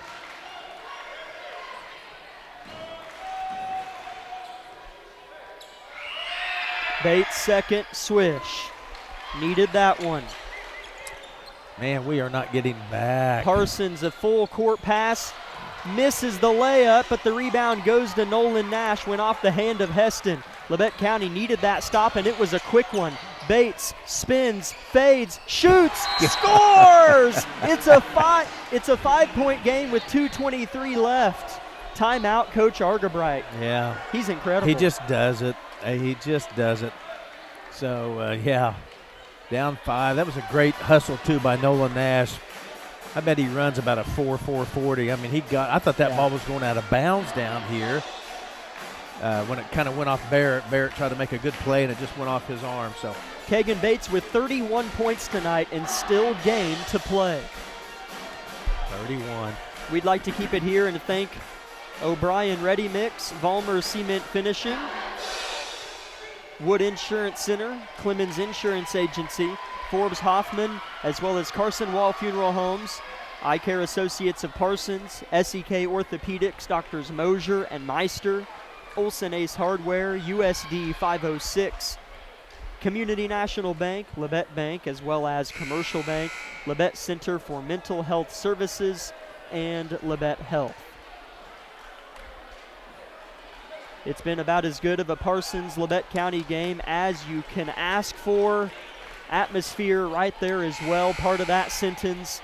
It's 58-53 Parsons. Labette County doing what they couldn't quite do at Independence on Friday, and that's stay in it into the dwindling seconds or minutes rather of the game. Yeah, exactly, because you don't want to get to the point where you have to foul and hope they miss free throws. Labette County defending the inbound. It goes in though to Quirin, has his head up, rides the baseline on the far side. He's cut off, spins, harassed, forwards it to Largent in the corner. Parsons is, don't foul Briggs, and they do. And it'll be 2 for Largent here. Maybe that was on purpose, so I'm sorry for that, but Largent's gonna shoot 2. He's 0 for 3 from the line tonight, so maybe that's why. Yeah, it's hard telling. I'm sure Coach knows which member of the Parsons squad that has the least or the worst free throw shooting. I'll just say it like it is. First free throw falls off the front of the rim for Largent. Labette County's gotten enough stops to stay in it, and some scores from Bates. Largent's second missed, rebound tipped, goes to Weil. Right to left, Colton. Bates, one more. Briggs, corner three. Too strong. He was fouled. And it'll be 3 free throws for Briggs Knight, who has not shot free throws yet this evening.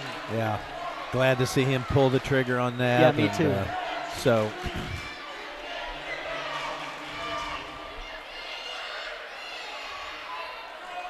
big free throws here for Briggs Knight. Knight, his first, no good. It's a 5-point game with 2:06 left. Briggs burying his foot on the line for his second of 3 free throws. Briggs second, rattles out. Yeah. If we make one, that's a help. You know, you just want your athlete to go through the routine he's done 100,000 times in practice. Trust it, let it go, and accept the result. Briggs' third is good. Parsons throws it into Sawyer. Looks to break half court and does. Bumped and fouled. That's not at all Travel. who you want to foul. So 2 free throws here for Sawyer. It's a 4-point Parsons lead with 2 minutes left. Each team well over 5 team fouls, so free throws for either squad from here on out. Sawyer at the line shooting 2. He's 6 for 6 from the line tonight, and his 7th free throw's good. Yeah, it's easier said than done, but if at all possible, just defend him. Right. And let him throw it to somebody. Anybody. And then foul him, you know. But again, in the throes of the game, it doesn't always go that way. He makes them both. Barkus checks in. Argerbright points to Sawyer, looks at Kagan and says, don't foul him, don't foul him. So Argerbright's with us, I mean rightfully so. 2 minutes left in the game, Labette County down 6 with the ball. Bates with 31 points tonight. Dribble handoff, Briggs traveled before he shot it. Turnover, Labette County. Oh, that was close. I feel like sometimes that happens and it isn't called. It's just dependent on, I mean, it did kind of look like it. But just trying to find a reasoning there. It was a nice shot. Take him up here and hope that, you know, it's not easy to play keep away either when you're Parsons in this situation. Ball goes into Sawyer. He'll keep it for as long as possible. Sawyer dribble handoff to Johnson, who gets the bucket and the foul, and it's an 8-point Parsons lead with 1:50 left. Yeah, that hurt. Big fella got inside and got the bucket and the free throw.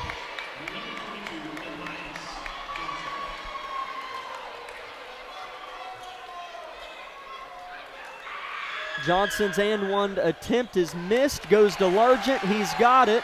Largent works, has it ripped away by Bates, and they're gonna grant Parsons a jump ball and they'll keep it. That's a quick jump ball. Tucker Rush checks in alongside Colton Weil for Briggs Knight and Barrett Heston. Labette County now faces down the barrel of an 8-point deficit with just 1:47 left. Timeout Parsons. We will, it's 30. Yep, we'll step aside for 30 seconds on KLKC.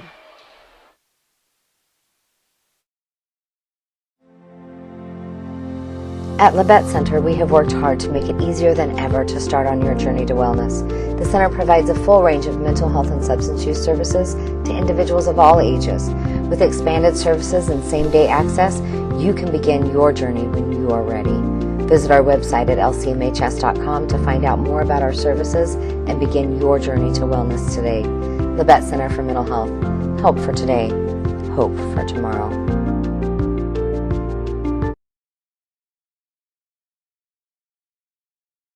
Welcome back, Grizzly fans. It's been a very fun evening here in Parsons, Kansas. Lady Grizzlies got a big win earlier, and now our Grizzly boys that have played so well tonight are down 8 with 1:47 left. with the ball. They've done the necessary things to have a chance, but they've also done things to kind of not give them one in certain instances. Yeah, there's some controllable, some not. Right, yeah. Just a few possessions here or there have really, added up, tallied up against us. I forgot Parsons had the ball, darn it. So Vikings have it, up 8, minute 45 left. Goes into Sawyer, hook pass Johnson, wide open, scores. Not quite sure, who was not guarding there. Nolan Nash drives, stutters, and gets it to creep over the rim. Don't foul him, just make him pass. We need steals and scores. It goes into Sawyer, overhead pass to Quirin. Now foul. Jagger crosses half court, Bates swipes, Keel, Sawyer comes to catch. And he's going to have it poked out of his grasp by Bates. Parsons will keep it. Up by 8 with a minute 14 left. Barrett Heston checks in for Tucker Rush. See if we can get a deny or a steal here. Joe Keel to inbound it, throws to Largent, and Lamb fouls him with a minute 13 left. Largent's a good shooter, just so far tonight from the line it hasn't been friendly. He's 0 for 5. But he shot well against us at home, so we'll see if he can right the ship on this trip. His first free throw is off the mark, however. No substitutions for either team. Labette County still in it. Largent with one more try.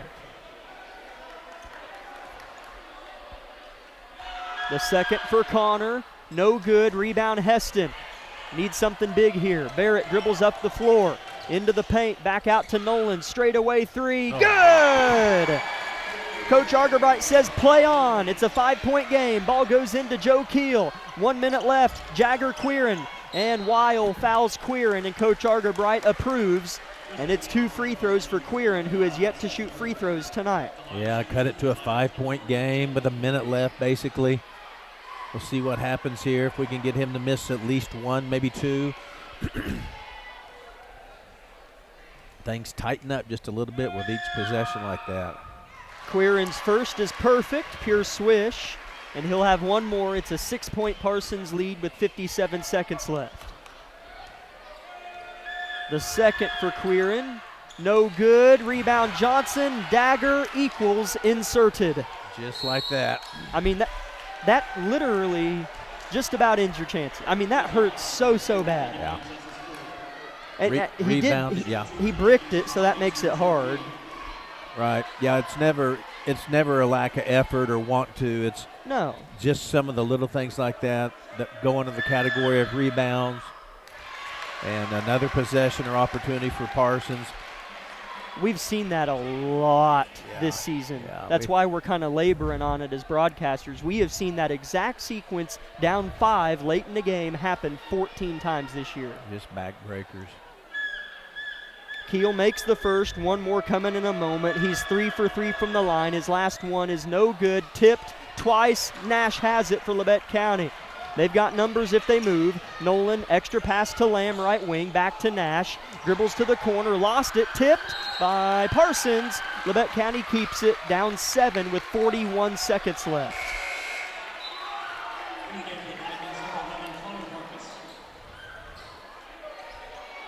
Nash will key it in. Labette County in a stack formation at the free throw line extended. Nolan throws it to Weil in the corner. Gotta go. Gotta make decisions here.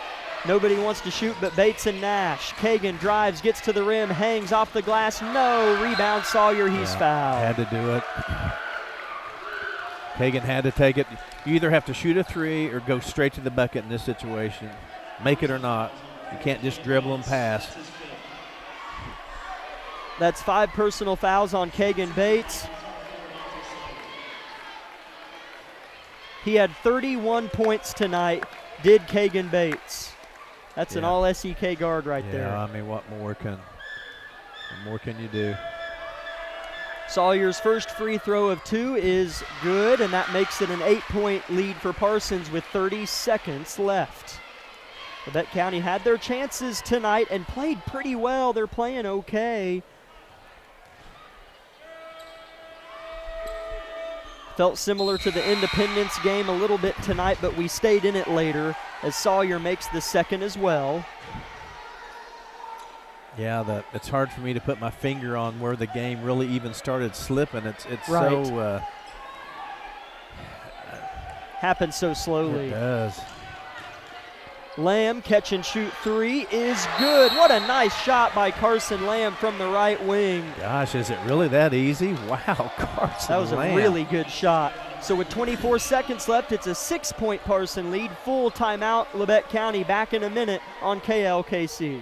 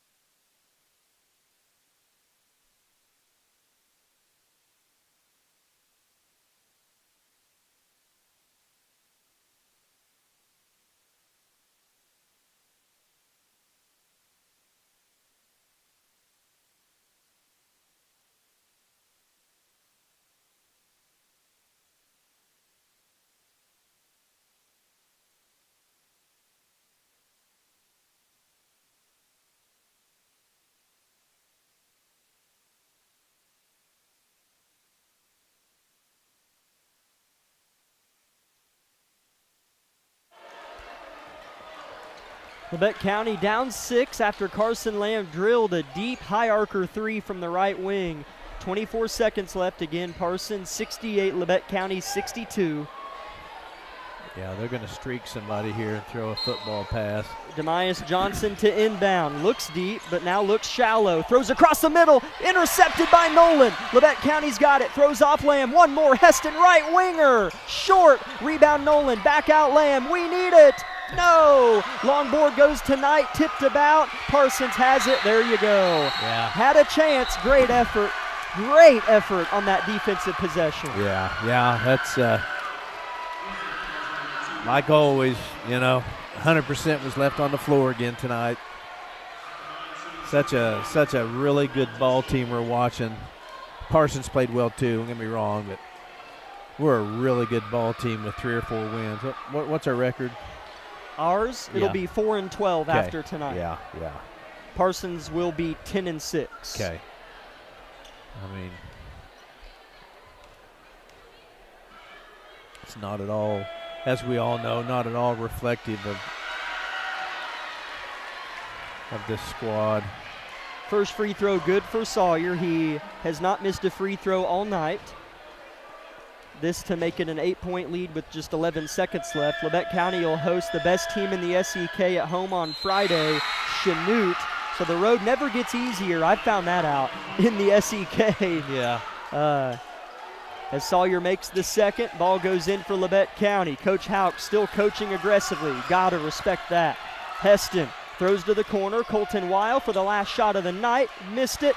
Rebound Parsons, and your final score is Parsons 70, Labette County 62. But what a valiant effort by Labette County here tonight,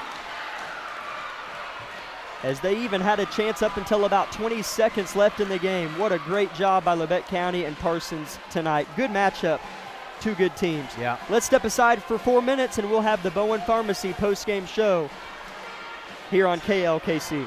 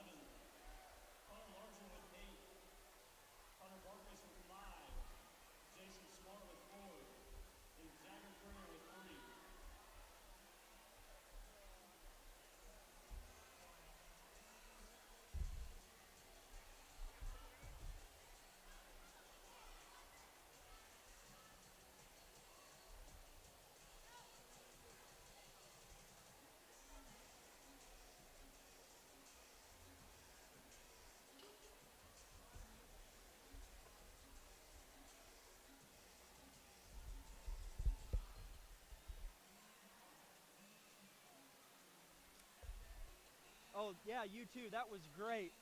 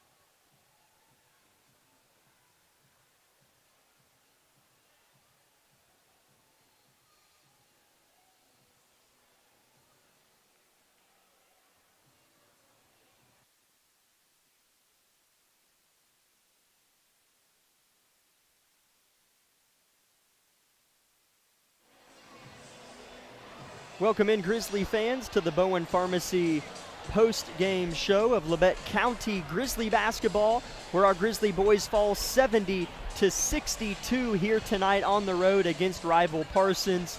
That was perfect. Sure, I wish we would have won. Crowd, check. Atmosphere, of course, on that. Student section, cheerleaders, dance squad, music, check. Competitiveness, check. Yeah. I thought sportsmanship, check. That was just a lot of fun. Yeah, I know. Yeah, it's just this. I mean, I felt this. I have felt this after so many games. You know, for our team. Yeah. And continue to talk about how good we are. I thought we played a tremendous game. They played really the well. Separation was just a few possessions here and there. Yeah. It really. That's tonight's was a coin toss ball game, just like 3 or 4 others this year. So, gosh, just appreciate the showing and the work and the effort tonight. Kagan Bates and Dante Sawyer combined for 58 points. I saw that. Kagan Bates had 31 to lead all scorers, and Dante Sawyer had 27. They both are a pleasure to watch. You know, of course, speaking on behalf of our Kagan, just a killer in every way, defensively, offensively, vocally, emotionally. He's all those things, and it's hard to continue to talk about him, but yet it's so fun to do because I feel like we say the same things. He's just been the highlight of kind of our conversations the last 2 weeks straight because he's been the best player head and shoulders for 2 weeks straight, sometimes even in comparison to our opponent. You know, even if we did lose, he was the best player that night. He has just been so good. And Nolan Nash backed him up with 15 points tonight, too. Yeah, Kagan's firing on all cylinders. I mean, he's on top of his game and has been so consistent. I mean, he I can't think of, you know, most athletes have games when things just aren't going their way. I don't think he's had a game where it was like, man, he's off tonight. He almost doesn't let an off night happen. Like he does the things to manifest not an off night. Right. I don't know. So, just a great group effort. Argerbright and Coach Tucker, Coach Brown had, I thought, a good.